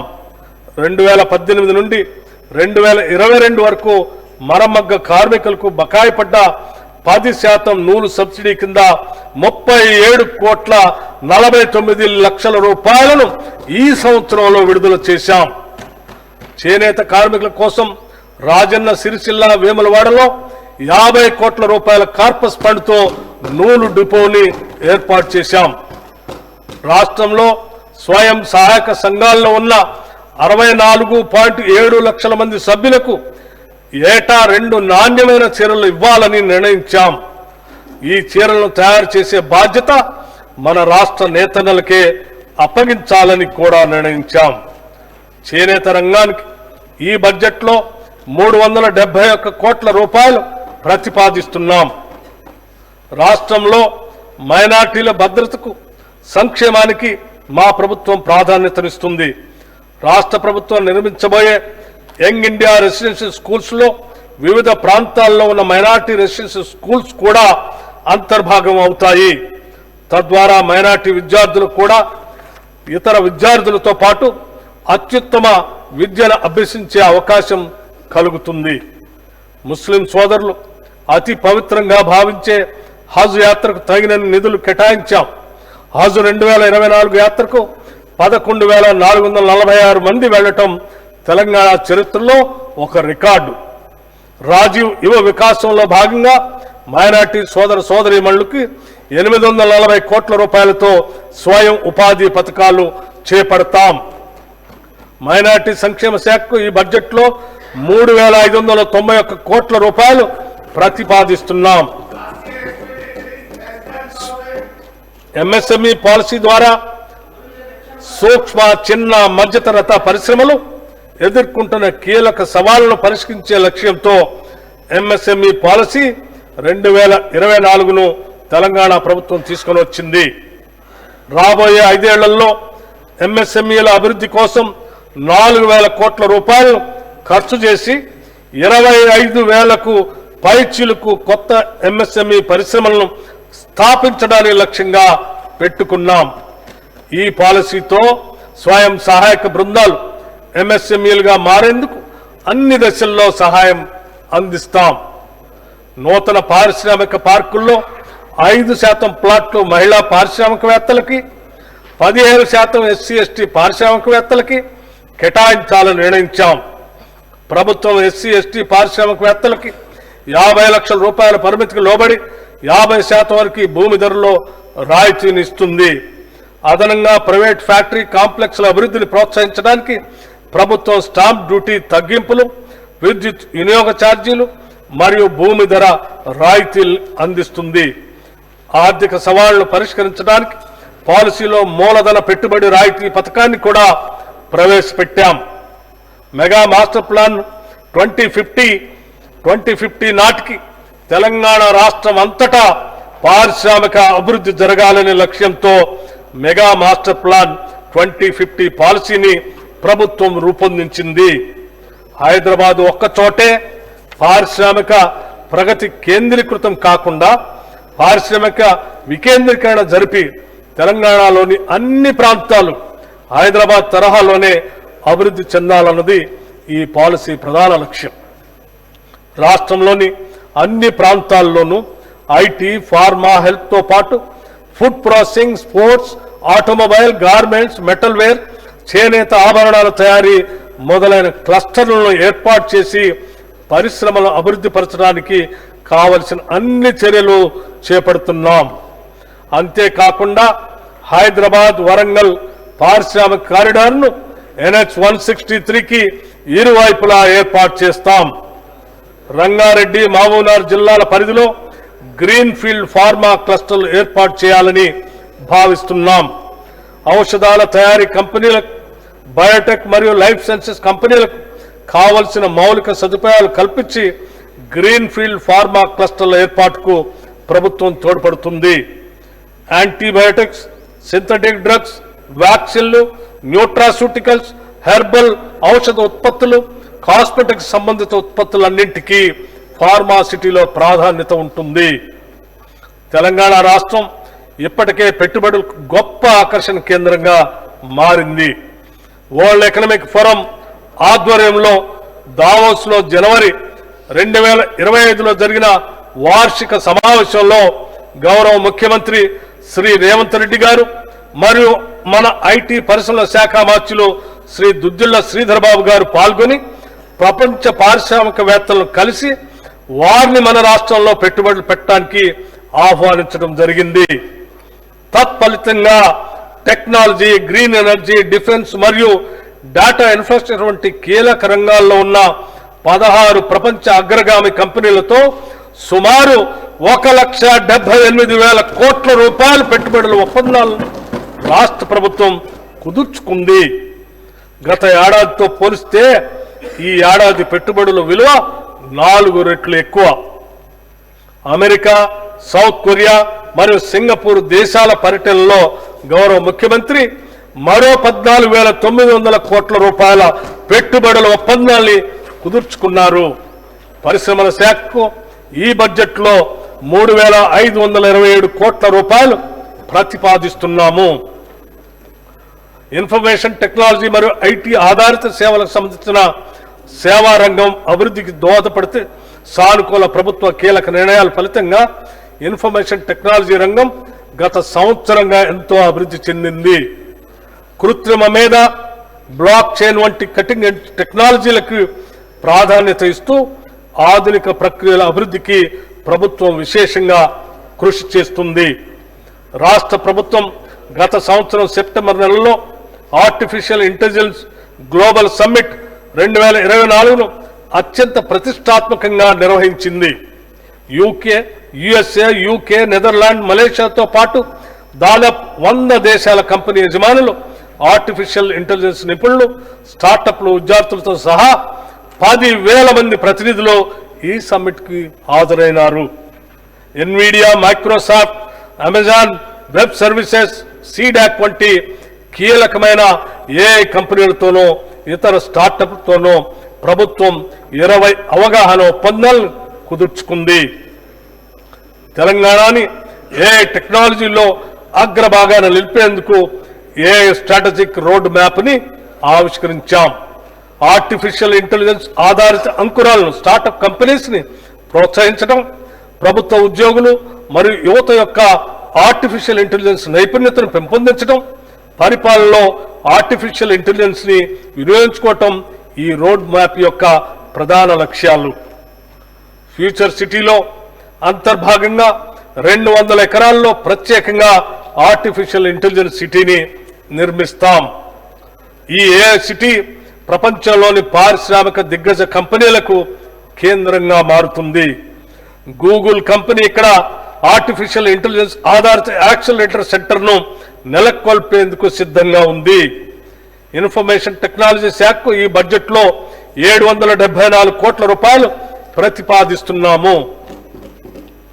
నాణ్యమైన విద్యుత్తును నిరంతరాయంగా సరఫరా చేయటం ప్రభుత్వ ధ్యేయం. సాంప్రదాయ ఇంధన వనరులను ఒక పక్క వినియోగించుకుంటేనే సాంప్రదాయేతర ఇంధన వనరుల వినియోగంపై దృష్టి సారించడం ద్వారా విద్యుత్ ఉత్పత్తి సామర్థ్యాన్ని పెంచాలన్నది మా ప్రభుత్వ లక్ష్యం. తెలంగాణ విద్యుత్ వినియోగంలో విశేషమైన వృద్ధిని సాధించింది. అంతేకాకుండా మన ట్రాన్స్కో తక్కువ సరఫరా నష్టాలతో దేశంలోని అగ్రగామి విద్యుత్ సంస్థల్లో ఒకటిగా నిలిచింది. ఈ సంవత్సరం తెలంగాణ గరిష్ట విద్యుత్ డిమాండ్ 16,918 మెగావాట్లకు చేరుకున్నా మనం ప్రజలకు నిరంతర విద్యుత్ సరఫరా అందించగలిగాము. పునరుత్పాదక విద్యుత్ ఆవశ్యకతను గుర్తించి తెలంగాణ ప్రభుత్వం clean and green energy policy 2025ని ప్రకటించింది. ఈ విధానం ప్రకారం 2030 నాటికి 20,000 మెగావాట్లు మరియు 2035 నాటికి 40,000 మెగావాట్ల పునరుత్పాదక విద్యుత్తుని అదనంగా ఉత్పత్తి చేయాలని లక్ష్యంగా పెట్టుకుంది. గ్రిడ్ స్థిరత్వాన్ని మెరుగుపరిచేందుకు శంకర్పల్లి వద్ద 250 మెగావాట్లు oblique 500 megahertz battery energy storage సిస్టమ్ను ఏర్పాటుకు నిర్ణయం తీసుకున్నాం. సింగరేణి సంస్థ, Telangana renewable energy development corporation సంయుక్తంగా జియోథర్మల్ విద్యుత్ ఉత్పత్తిని సాధించడానికి ప్రయత్నాలు చేస్తున్నాం. రైతులకు అందించే ఉచిత విద్యుత్ కోసం రాష్ట్ర ప్రభుత్వం 11,500 కోట్ల రూపాయల సబ్సిడీ రూపంలో విద్యుత్ ఉత్పత్తి సంస్థలకి కేటాయిస్తుంది. అదనంగా గృహజ్యోతి పథకం కింద 200 యూనిట్ల వరకు 50 లక్షల కుటుంబాలకు మరియు రాష్ట్రంలోని 30,000 ప్రభుత్వ విద్యా సంస్థలకి ఉచిత విద్యుత్ అందిస్తున్నాం. ఈ పథకాల కోసం ఈ బడ్జెట్లో 3,000 కోట్ల రూపాయలు కేటాయించడం జరిగింది. నల్గొండ జిల్లా దామరచర్ల మండలం వీర్లపాలెం గ్రామంలో టీజీ జెన్కో ఆధ్వర్యంలో యాదాద్రి థర్మల్ పవర్ ప్లాంట్ నిర్మాణానికి కావలసిన పర్యావరణ అనుమతుల గురించి గత ప్రభుత్వం పట్టించుకోకపోవటం వల్ల తీవ్ర జాప్యం జరిగింది. మా ప్రభుత్వం కృషి చేసి అనుమతులు సాధించి 2 యూనిట్ల విద్యుత్ ఉత్పత్తిని ప్రారంభించింది. 2025 మే నాటికి అన్ని 5 యూనిట్లలో విద్యుత్ ఉత్పత్తి చేయడానికి అవసరమైన చర్యలు తీసుకుంటున్నాం. ప్రజలకు మెరుగైన విద్యుత్ సేవలు అందించేందుకు దేశంలో ఎక్కడా లేని విధంగా విద్యుత్ అంబులెన్స్ సర్వీసెస్ను ప్రభుత్వం ప్రారంభించింది. ఎక్కడైనా ఏదైనా కారణంతో విద్యుత్ సమస్య ఉత్పన్నమైతే ఫిర్యాదు చేయడానికి 1912 టోల్ ఫ్రీ నెంబర్ను ఏర్పాటు చేశాం. ఫిర్యాదు అందిన వెంటనే విద్యుత్ అంబులెన్స్లో సిబ్బంది అక్కడికి చేరుకొని సమస్యను పరిష్కరిస్తారు. ఈ అంబులెన్స్లో ఒక అసిస్టెంట్ ఇంజనీరు, 3 లైన్మెన్లు 24 గంటల పాటు అందుబాటులో ఉంటారు. దీంట్లో ఒక ట్రాన్స్ఫార్మర్, థర్మల్ విజన్ కెమెరాలు, కేబుల్స్, రక్షణ పరికరాలు మరియు మరమ్మతుకు అవసరమైన ఇతర పరికరాలు కూడా ఉంటాయి. హైదరాబాద్లో 57 సబ్ డివిజన్లకు ఒక్కో వాహనం కేటాయించాం. త్వరలో ఈ వినూత్న సదుపాయాన్ని రాష్ట్రమంతా విస్తరిస్తాం. విద్యుత్ శాఖకి బడ్జెట్లో 21,220 కోట్ల రూపాయలు ప్రతిపాదిస్తున్నాం. తెలంగాణ ప్రభుత్వం ఆరోగ్య రంగాన్ని మరింత బలోపేతం చేసేందుకు విప్లవాత్మక సంస్కరణలు చేపట్టింది. 2023 డిసెంబర్ నుండి ప్రభుత్వం వివిధ ఆసుపత్రులకి ఆరోగ్యశ్రీ పథకం కింద 1,215 కోట్ల రూపాయలను విడుదల చేసింది. ఇది గత సంవత్సరాల కేటాయింపు కంటే 50% అధికం. దీని ద్వారా 2.84 కోట్ల మంది పౌరులకు నిరంతర వైద్య సేవలు అందేలా చర్యలు తీసుకుంది. జాతీయ ఆరోగ్య మిషన్ కింద మన రాష్ట్రానికి అధిక నిధులు రాబట్టేందుకు వీలుగా మన రాష్ట్ర వాటా క్రమం తప్పకుండా సకాలంలో విడుదల చేసి గతం కంటే ఎక్కువ నిధులు పొందగలిగాం. రాష్ట్ర వ్యాప్తంగా 102 కేంద్రాల ద్వారా ఉచిత డయాలసిస్ సేవలు అందించబడుతున్నాయి. దీని ద్వారా 1,00,000కు పైగా రోగులకు ప్రయోజనం చేకూరి 948 కోట్ల రూపాయల మేరకు ప్రజలపై ఆర్థిక భారం తగ్గింది. ఈ సేవలు మరింత విస్తరించేందుకు వీలుగా 95 కొత్త డయాలసిస్ కేంద్రాలను మంజూరు చేయటం జరిగింది. అత్యవసర వైద్య సహాయాన్ని బలోపేతం చేయడానికి అంబులెన్స్ సేవలు అందుబాటులో లేని మండలాల్లో 136 కొత్త అంబులెన్స్ని ప్రవేశపెట్టాం.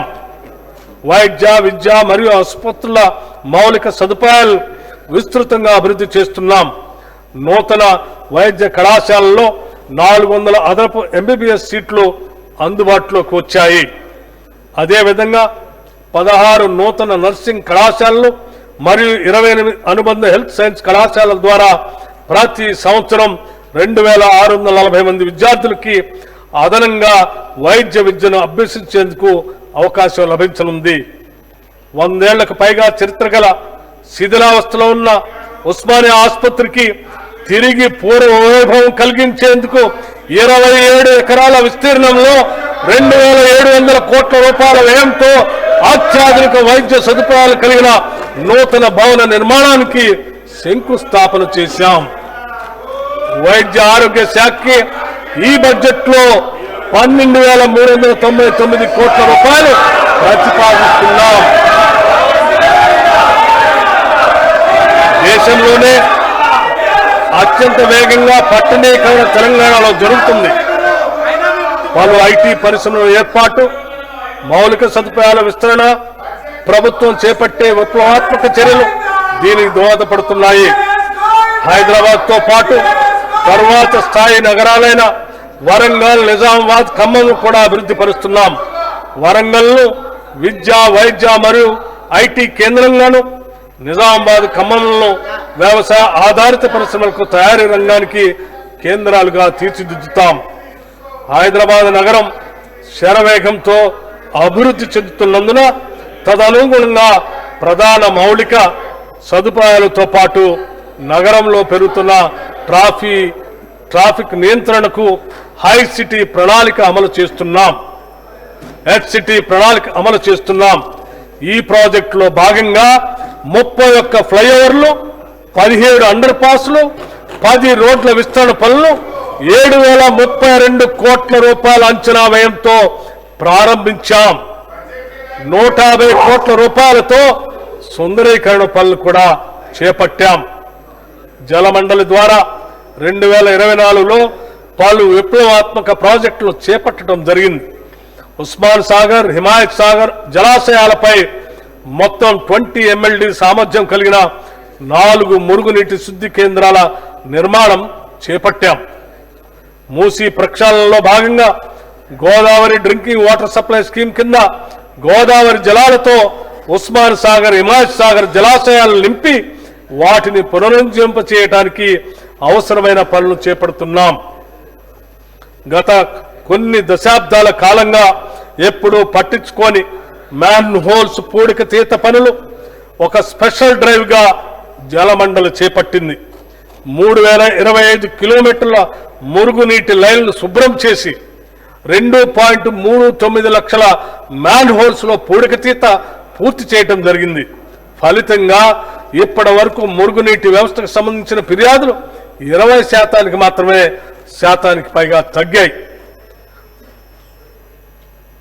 ORR ఫేజ్ 2 నీటి సరఫరా ప్రాజెక్ట్ చివరి దశకు చేరుకుంది. దీని ద్వారా HMDA పరిధిలో విస్తరించిన పట్టణ ప్రాంతాలకు తాగునీరు అందించబడుతుంది.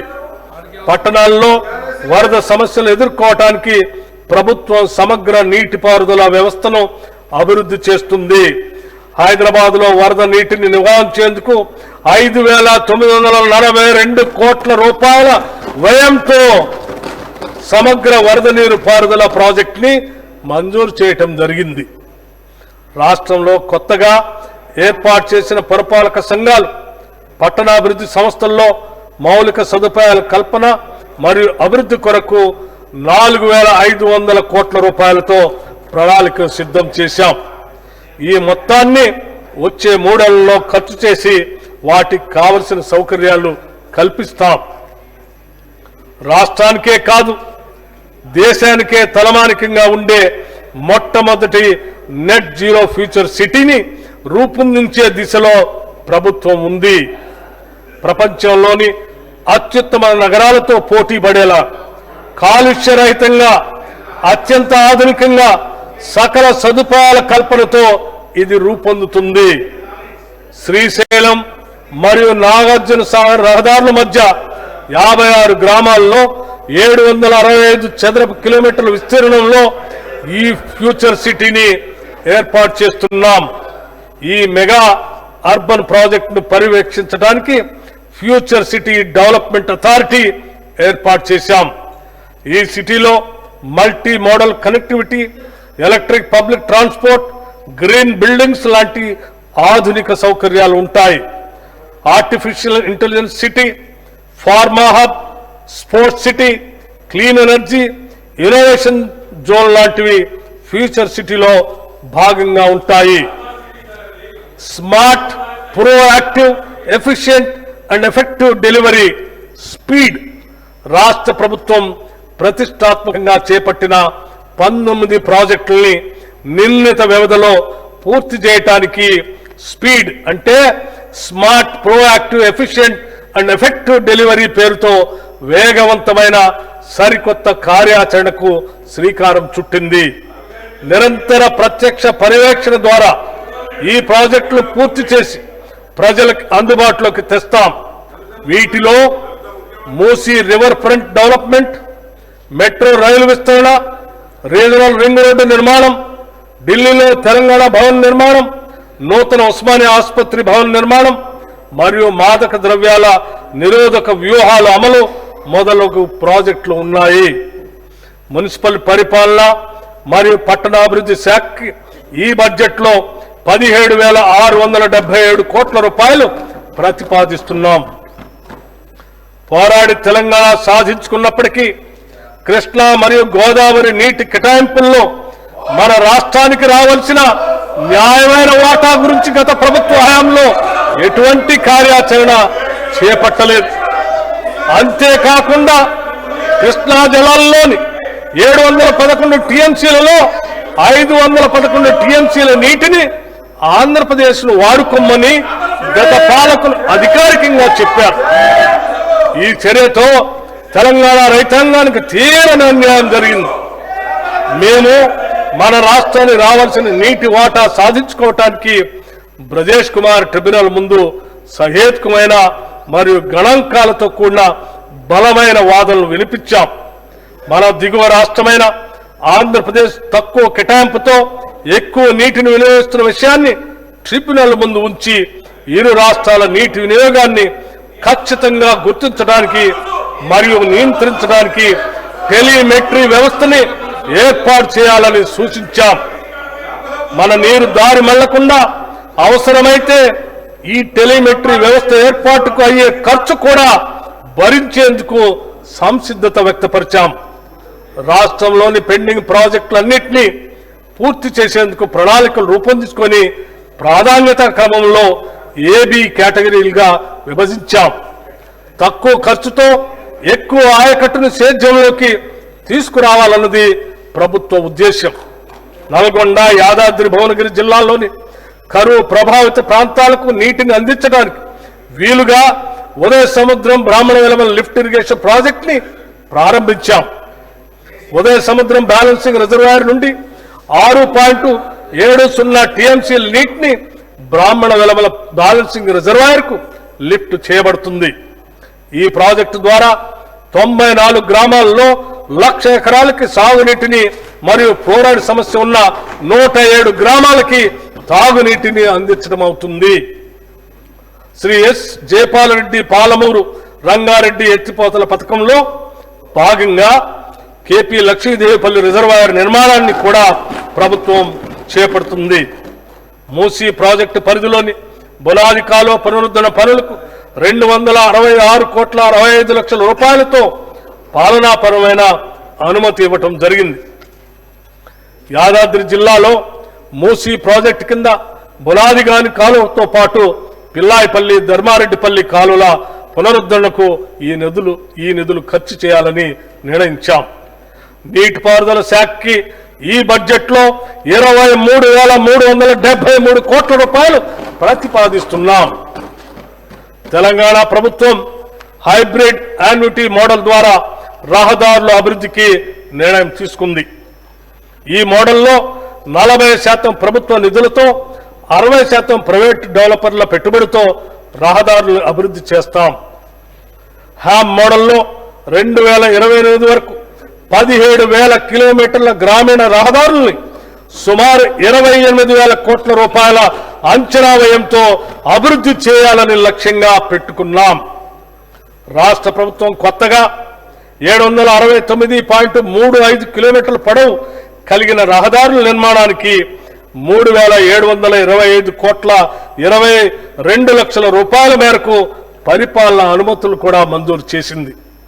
వీటిలో 55 కిలోమీటర్ల పొడవు కలిగిన రహదారులు 9 వంతెనల నిర్మాణం ఇప్పటికే పూర్తయింది.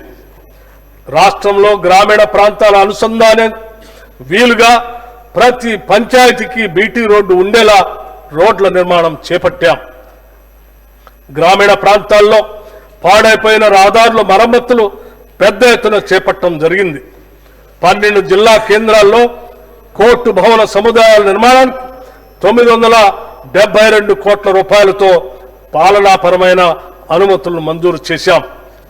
రాష్ట్ర ప్రభుత్వం విశేష కృషి వల్ల ఎంతో కాలంగా అపరిష్కృతంగా ఉన్న వరంగల్ జిల్లా మామూలు ఎయిర్పోర్టు నిర్మాణానికి కేంద్ర ప్రభుత్వం అనుమతులు ఇచ్చింది. ఇప్పటికే దీనికి కావలసిన 253 ఎకరాల భూసేకరణకు నిధులు మంజూరు చేశాం. హైదరాబాద్ నగరానికి నలువైపులా జాతీయ రహదారి నెట్వర్క్ లో ఉన్న లోటును పూడ్చడానికి రీజనల్ రింగ్ రోడ్డు ప్రణాళిక రూపొందించబడింది. ఈ రహదారిని ఎక్స్ప్రెస్ వే ప్రమాణాలతో అభివృద్ధి చేయాలని మొదటగా 4 లేన్లుగా నిర్మించి భవిష్యత్తులో ట్రాఫిక్ కి అనుగుణంగా 8 లేన్లకు విస్తరిస్తాం. ఈ ప్రాజెక్టు నిర్మాణంలో ఉత్తర భాగ భూసేకరణ ప్రక్రియ ఇప్పటికే ప్రారంభమైంది. దక్షిణ భాగానికి సమగ్ర ప్రాజెక్ట్ రిపోర్ట్ తయారీకి NHAI కన్సల్టెంట్లని నియమించింది. ఈ ప్రాజెక్ట్ ని తెలంగాణ అభివృద్ధికి గేమ్ చేంజర్ గా ప్రభుత్వం పరిగణిస్తుంది. రోడ్డు మరియు భవనాల శాఖ ఈ బడ్జెట్ లో 5,907 కోట్ల రూపాయలు ప్రతిపాదిస్తున్నాం.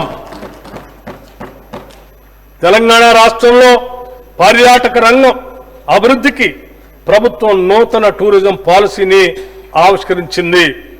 GSTBలో పర్యాటక రంగం వాటాని 10% పెంచడం, 15,000 కోట్ల రూపాయల పెట్టుబడులను ఆకర్షించి 3 లక్షల ఉద్యోగాలను సృష్టించడంతో పాటు 2030 నాటికి 10 కోట్ల దేశీయ పర్యాటకులు, 5 లక్షల అంతర్జాతీయ పర్యాటకుల్ని ఆకర్షించడం ఈ పాలసీ యొక్క ప్రధాన ఉద్దేశం.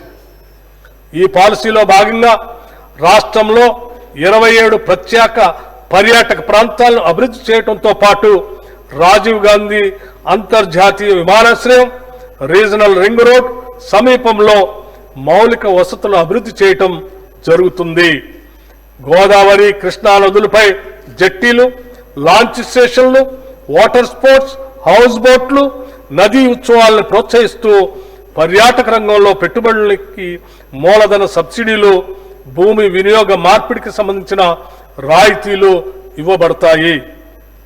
నల్లమలలో పర్యాటక ప్రాంత అభివృద్ధికి రాష్ట్ర ప్రభుత్వం 242 కోట్ల రూపాయలతో పనులు చేపట్టింది.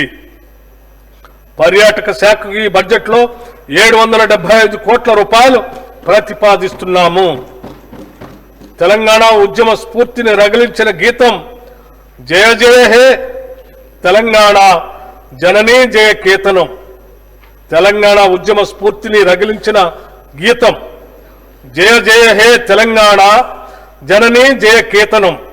మన కవి అందశ్రీ రచించిన ఈ గీతం తెలంగాణ ప్రజల అస్తిత్వానికి, పోరాట దీక్షకి, త్యాగాలకి మరియు విజయాలకి ప్రతీక. దీనిని మన రాష్ట్ర గీతంగా అధికారికంగా ప్రకటించి తెలంగాణ పోరాట యోధుల త్యాగాలను, ఆశయాల్ని గౌరవించుకున్నాం. తెలంగాణ తల్లి రూపుని అధికారికంగా గుర్తించి ఆ తల్లి విగ్రహాన్ని అత్యంత వైభవంగా రాష్ట్ర సచివాలయ ప్రాంగణంలో ప్రతిష్ఠించాం. కుల, వర్గ మరియు ప్రాంతీయ గుర్తింపుల్ని అధిగమిస్తూ ఆత్మగౌరవం, సాధికారిత మరియు సమగ్రతను ప్రదర్శించేలా ఈ విగ్రహాన్ని రూపొందించాం. రాష్ట్ర ప్రభుత్వం అధికారికంగా సినీ, టీవీ, నాటక కళారంగానికి ప్రతిష్టాత్మకంగా ఇచ్చే గద్దర్ ఫిలిం అవార్డుని వచ్చే నెలలోనే ఇవ్వబోతున్నాం. తెలంగాణ ప్రభుత్వం సమగ్ర క్రీడా విధానాన్ని ప్రవేశపెట్టి యంగ్ ఇండియా స్పోర్ట్స్ యూనివర్సిటీని ఏర్పాటు చేయాలని నిర్ణయించింది. అంతర్జాతీయ ప్రమాణాలతో నిర్మించే ఫ్యూచర్ సిటీలో స్పోర్ట్స్ హబ్ని ఏర్పాటు చేయనున్నాం. 12 క్రీడల అకాడమీల్ని స్పోర్ట్స్ యూనివర్సిటీలో భాగంగా ఏర్పాటు చేస్తాం. అంతర్జాతీయ స్థాయి అధునాతన మౌలిక సదుపాయాలతో పాటు ఈ స్పోర్ట్స్ హబ్లో sports science centre, sports medicine సెంటర్లు కూడా అందుబాటులోకి రానున్నాయి.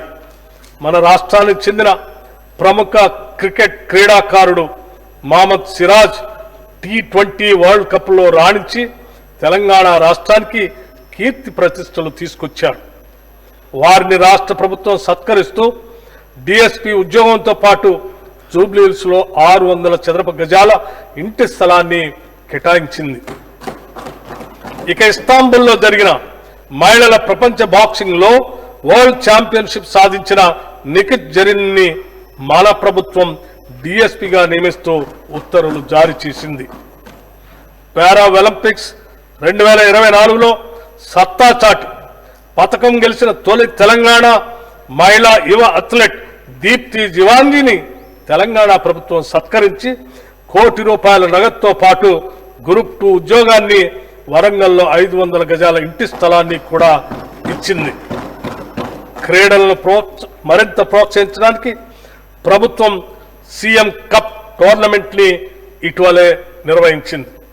36 విభాగాలతో వివిధ ఈవెంట్లు నిర్వహించాం. దాదాపు 3 లక్షల మంది క్రీడాకారులు పాల్గొన్న ఈ కార్యక్రమం అత్యంత విజయవంతమైంది. క్రీడా శాఖకు ఈ బడ్జెట్లో ₹465 కోట్ల ప్రతిపాదిస్తున్నాం. పర్యావరణ కాలుష్య నివారణలో పచ్చదనం పాత్ర అతి ముఖ్యమైనది. రాష్ట్రంలో 20 కోట్ల మొక్కలు నాటాలని అతి భారీ లక్ష్యంతో వజ్రోత్సవం, వన మహోత్సవం కార్యక్రమాన్ని మా ప్రభుత్వం చేపట్టింది. ఇప్పటి వరకు 18.71 కోట్ల మొక్కలు నాటడం జరిగింది. కవ్వాల్ టైగర్ రిజర్వ్ భాగంలో ఉన్న 2 గ్రామాల ప్రజలకు పునరావాసం కూడా కల్పించాం. తెలంగాణ అటవీ అభివృద్ధి సంస్థ ఆధ్వర్యంలో అమరాబాద్లో అటవీ అతిథి గృహాల అభివృద్ధి, సఫారీ సేవలు, ట్రెక్కింగ్ మార్గాలు, సోమశిల వద్ద బోటింగ్ మరియు క్యారవాన్ క్యాంపింగ్ సదుపాయాల కల్పన చేపట్టాం. భవిష్యత్తులో రాష్ట్ర వ్యాప్తంగా 18 ప్రాంతాలను ఎకో టూరిజం కేంద్రాలుగా పర్యావరణ హితం, వన్యప్రాణుల సంరక్షణ నిబంధనల మేరకు అభివృద్ధి చేస్తాం. తెలంగాణ అటవీ విస్తరణం ప్రస్తుతం 24.05% నుంచి 33% వరకు పెంచేలా జాతీయ అటవీ విధాన లక్ష్యాలకు అనుగుణంగా ప్రభుత్వం చర్యలు తీసుకుంటుంది. పట్టణీకరణ, పారిశ్రామికీకరణ ద్వారా ఏర్పడే కాలుష్య ప్రభావాన్ని తగ్గించేందుకు ప్రకృతి పరిరక్షణలో సమతుల్య అభివృద్ధి అనివార్యమని ప్రభుత్వం గ్రహించి ఆ దిశగా చర్యలు చేపట్టింది. అడవులు మరియు పర్యావరణ శాఖకు ఈ బడ్జెట్లో ₹1023 కోట్ల ప్రతిపాదిస్తున్నాము. మా ప్రభుత్వం తెలంగాణ ప్రజల మనోభావాలను గౌరవిస్తూ యాదాద్రిని తిరిగి యాదగిరి గుట్టగా ప్రకటించింది. యాదగిరి గుట్ట దేవాలయ విమాన గోపురానికి మొత్తం 65 కిలోల బంగారంతో తాపడం పనులు పూర్తి చేసి సంప్రోక్షణ మహోత్సవ నిర్వహించాం. తిరుమల తిరుపతి దేవస్థానం బోర్డు తరహాలో యాదగిరిగుట్ట టెంపుల్ బోర్డుని ఏర్పాటు చేస్తున్నాం. మహబూబ్నగర్ జిల్లా అమ్మాపురంలోని కురుమూర్తి దేవాలయం అభివృద్ధిపై రాష్ట్ర ప్రభుత్వం ప్రత్యేక దృష్టి సారించింది. 110 కోట్ల రూపాయలతో ఘాట్ రోడ్డు నిర్మాణం, ఇతర అభివృద్ధి పనులు ఇప్పటికే మొదలయ్యాయి. రాష్ట్రంలోని ప్రసిద్ధ పుణ్యక్షేత్రమైన బాసర శ్రీ జ్ఞాన సరస్వతి అమ్మవారి ఆలయం ఆధ్వర్యంలో గోదావరి నది హారతి కార్యక్రమాన్ని ప్రారంభించాం. దక్షిణ కాశీగా గుర్తింపు పొందిన వేములవాడ అభివృద్ధికి ఇప్పటికే ₹100 కోట్ల మంజూరు చేశాం. దానికి సంబంధించిన పనులు త్వరితగతిన పూర్తి చేస్తాం. దేవాదాయ శాఖకు ఈ బడ్జెట్లో ₹190 కోట్ల ప్రతిపాదిస్తున్నాం. న్యాయం మరియు చట్ట వ్యవస్థ పరిరక్షణ అనేది రాష్ట్రంలో అభివృద్ధి మరియు సంక్షేమ కార్యక్రమాల అమలుకు అత్యంత ఆవశ్యకం. ప్రభుత్వం ప్రధానంగా టెక్నాలజీ ఆధారిత పోలీసింగ్ పై దృష్టి పెట్టి పౌరులకు పారదర్శకంగా మరియు స్నేహపూర్వకంగా వేగవంతమైన మరియు సమర్థవంతమైన సేవలు అందించేందుకు అవసరమైన మౌలిక సదుపాయాల్ని అభివృద్ధి చేస్తుంది. నిరంతరాయంగా బాధ్యతాయుతమైన విధులు నిర్వహించే పోలీసు ఉద్యోగులు తమ పిల్లల చదువుల విషయంలో నిశ్చింతగా ఉండటానికి గాను సైనిక స్కూళ్ల మాదిరిగా రంగారెడ్డి జిల్లా మంచిరేవుల గ్రామంలో యంగ్ ఇండియా పోలీస్ రెసిడెన్షియల్ పాఠశాలను అంతర్జాతీయ ప్రమాణాలతో కూడిన మౌలిక సదుపాయాలతో క్రీడా ప్రాంగణాలతో వసతి సౌకర్యాలతో ఏర్పాటు చేస్తూ ఉత్తర్వులు జారీ చేశాం. ఈ పాఠశాలలో పోలీసు పిల్లలతో పాటు పోలీస్ అమరవీరులు, అగ్నిమాపక, ఎక్సైజ్, స్పెషల్ ప్రొటెక్షన్, జైలు విభాగాల్లో పనిచేసే వారి పిల్లలకు కూడా ప్రవేశం కల్పిస్తాం. క్షేత్రస్థాయిలో అత్యంత కీలకమైన హోంగార్డులు రోజువారీ వేతనాన్ని 921 రూపాయల నుండి 1000 రూపాయలకి పెంచాం. సహజ మరణం లేదా విధి నిర్వహణలో ప్రమాదవశత్తు మృతి చెందిన హోంగార్డుల కుటుంబాలకు 5 లక్షల రూపాయల ఎక్స్గ్రేషియా అందజేస్తున్నాం. దీని ద్వారా వారి కుటుంబాలకు ఆర్థిక భరోసా కలుగుతుంది. డ్రగ్స్ రహిత తెలంగాణ సాధించే కార్యాచరణలో భాగంగా రాష్ట్ర ఐటీ డిపార్ట్మెంట్ మరియు తెలంగాణ యాంటీ నార్కోటిక్స్ బ్యూరోల భాగస్వామ్యంతో మిత్ర యాప్ను రూపొందించడం జరిగింది. మాదక ద్రవ్యాలు వినియోగించే విద్యార్థులలో కనిపించే ప్రవర్తన లక్ష్యాలను ప్రాథమిక దశలోనే గుర్తించేందుకు తల్లిదండ్రులు మరియు ఉపాధ్యాయులకు ఈ యాప్ సహాయపడుతుంది. ఇది కృత్రిమ మేధ ఆధారంగా పనిచేస్తుంది. ప్రస్తుతం హైదరాబాద్ పరిసరాల్లో ఉన్న 1000 పాఠశాలలకు దీని ద్వారా సేవలు అందుతున్నాయి. త్వరలోనే దీన్ని రాష్ట్ర వ్యాప్తంగా విస్తరింపజేస్తాం. మాదక ద్రవ్యాల నియంత్రణ విషయంలో మా ప్రభుత్వం అత్యంత కఠినంగా వ్యవహరిస్తుంది. మాదక ద్రవ్యాలకు సంబంధించిన నేరాల్లో ఉన్నవారు ఏ స్థాయిలో ఉన్నా ఉపేక్షించక వారిపై ఉక్కుపాదం మోపుతాం. గత సంవత్సర కాలంలో 148 కోట్ల రూపాయల విలువైన మత్తు మందులు జప్తు చేసి మాదక ద్రవ్యాల సరఫరాదారులపై కఠిన చర్యలు తీసుకున్నాం. హోంశాఖ ఈ బడ్జెట్లో 10,188 కోట్ల రూపాయలు ప్రతిపాదించడమైనది. గౌరవ అధ్యక్ష, గత దశాబ్దంగా రాష్ట్రం ఎదుర్కొంటున్న అనేక సవాళ్లను అధిగమించి తెలంగాణ రాష్ట్రం అభివృద్ధి బాటలో కొనసాగుతుంది. మన రాష్ట్రానికి ఉన్నతమైన లక్ష్యాలను నిర్దేశించుకుంటూ సుసంపన్నత, సమగ్రత మరియు స్థిరమైన అభివృద్ధితో కూడిన తెలంగాణను నిర్మిస్తాం. ప్రతి పౌరునికి విద్య, ఆరోగ్యం, ఉపాధి మరియు సామాజిక భద్రతను కల్పించే స్థాయికి ఈ రాష్ట్రాన్ని తీసుకువెళ్లటమే మా లక్ష్యం. ఈ బడ్జెట్లో ప్రస్తావించిన ప్రణాళికలు కేవలం ఆర్థిక కేటాయింపులు మాత్రమే కాదు, ఇవి సమాన అభివృద్ధికి, ఆర్థిక స్థిరత్వానికి మరియు సామాజిక న్యాయానికి మార్గదర్శకులు. మా ప్రభుత్వం సామాజిక న్యాయం, అభివృద్ధి, సంక్షేమ సమ్మిళిత విధానాలతో ప్రగతి వైపు అడుగులు వేసేందుకు నిర్విరామంగా కృషి చేస్తున్నది. ఈ విధానాల విజయం మీ అందరి సహకారంపై ఆధారపడి ఉంటుంది. దృఢ సంకల్పం, మొక్కవని నిబద్ధత మరియు ప్రతి ఒక్కరి భాగస్వామ్యంతో మాత్రమే ఇది సాధ్యమవుతుంది. ప్రజల హృదయాలను ప్రతిబింబించేలా మా ప్రభుత్వ విధానాలు రూపొందించబడ్డాయి. రైతులు, వ్యాపారవేత్తలు, విద్యార్థులు, మహిళలు, వృద్ధులు, దినసరి కూలీల నుండి ఐటీ నిపుణుల వరకు ప్రతి ఒక్కరిని మా అభివృద్ధి పథకాలు బలోపేతం చేస్తాయి. ప్రజాప్రతినిధులుగా తెలంగాణ భవిష్యత్తును తీర్చిదిద్దే అవకాశం మరియు బాధ్యత మనందరిపైన ఉంది. సమిష్టి కృషితో తెలంగాణను దేశంలోనే అగ్రగామిగా తీర్చిదిద్దేందుకు, దేశానికే తలమానికంగా తెలంగాణ నమూనాను ఉంచేందుకు మా ప్రభుత్వం కట్టుబడి ఉంది. తెలంగాణ ఉజ్వల భవిష్యత్ మనందరి ఉమ్మడి బాధ్యతగా గుర్తెరగాలని సవినయంగా మనవి చేస్తూ ఈ బృహత్తర యజ్ఞంలో అందరి సహకారం కావాలని కోరుకుంటున్నాను. విభేదాలను అధిగమించి నిర్మాణాత్మక చర్చల్లో పాల్గొని ప్రజోపయోగమైన ఫలితాలు సాధించేందుకు కలిసికట్టుగా పనిచేయటం మనందరి విధి. రాజకీయాలకు అతీతంగా ఈ సభలోని సభ్యులందరూ బడ్జెట్లో సూచించిన ప్రగతిశీల చర్యలకు సంపూర్ణ మద్దతునివ్వాలని విజ్ఞప్తి చేస్తున్నా. లోతుగా చర్చించి విశ్లేషించి ప్రజా ప్రయోజనాలను దృష్టిలో ఉంచుకొని మనం నిర్ణయాలు తీసుకోవాలి. నేటి మన విధానాలే రేపటి తెలంగాణ నిర్మాణానికి ఉపకరిస్తాయి. లౌకిక విలువలను స్ఫూర్తిగా నమ్మిన కాంగ్రెస్ ప్రభుత్వం కుల మత భేదం లేకుండా అన్ని సామాజిక వర్గాల అభ్యున్నతికి వనరుల పంపకం జరగాలని, తద్వారా సమాజంలో అసమానతలు లేని వ్యవస్థ స్థాపన లక్ష్యంగా ఈ బడ్జెట్ని రూపొందించాం. 2025-26 బడ్జెట్ అంచనాలు 2025-26 ఆర్థిక సంవత్సరానికి మొత్తం వ్యయం 3,04,965 కోట్లు.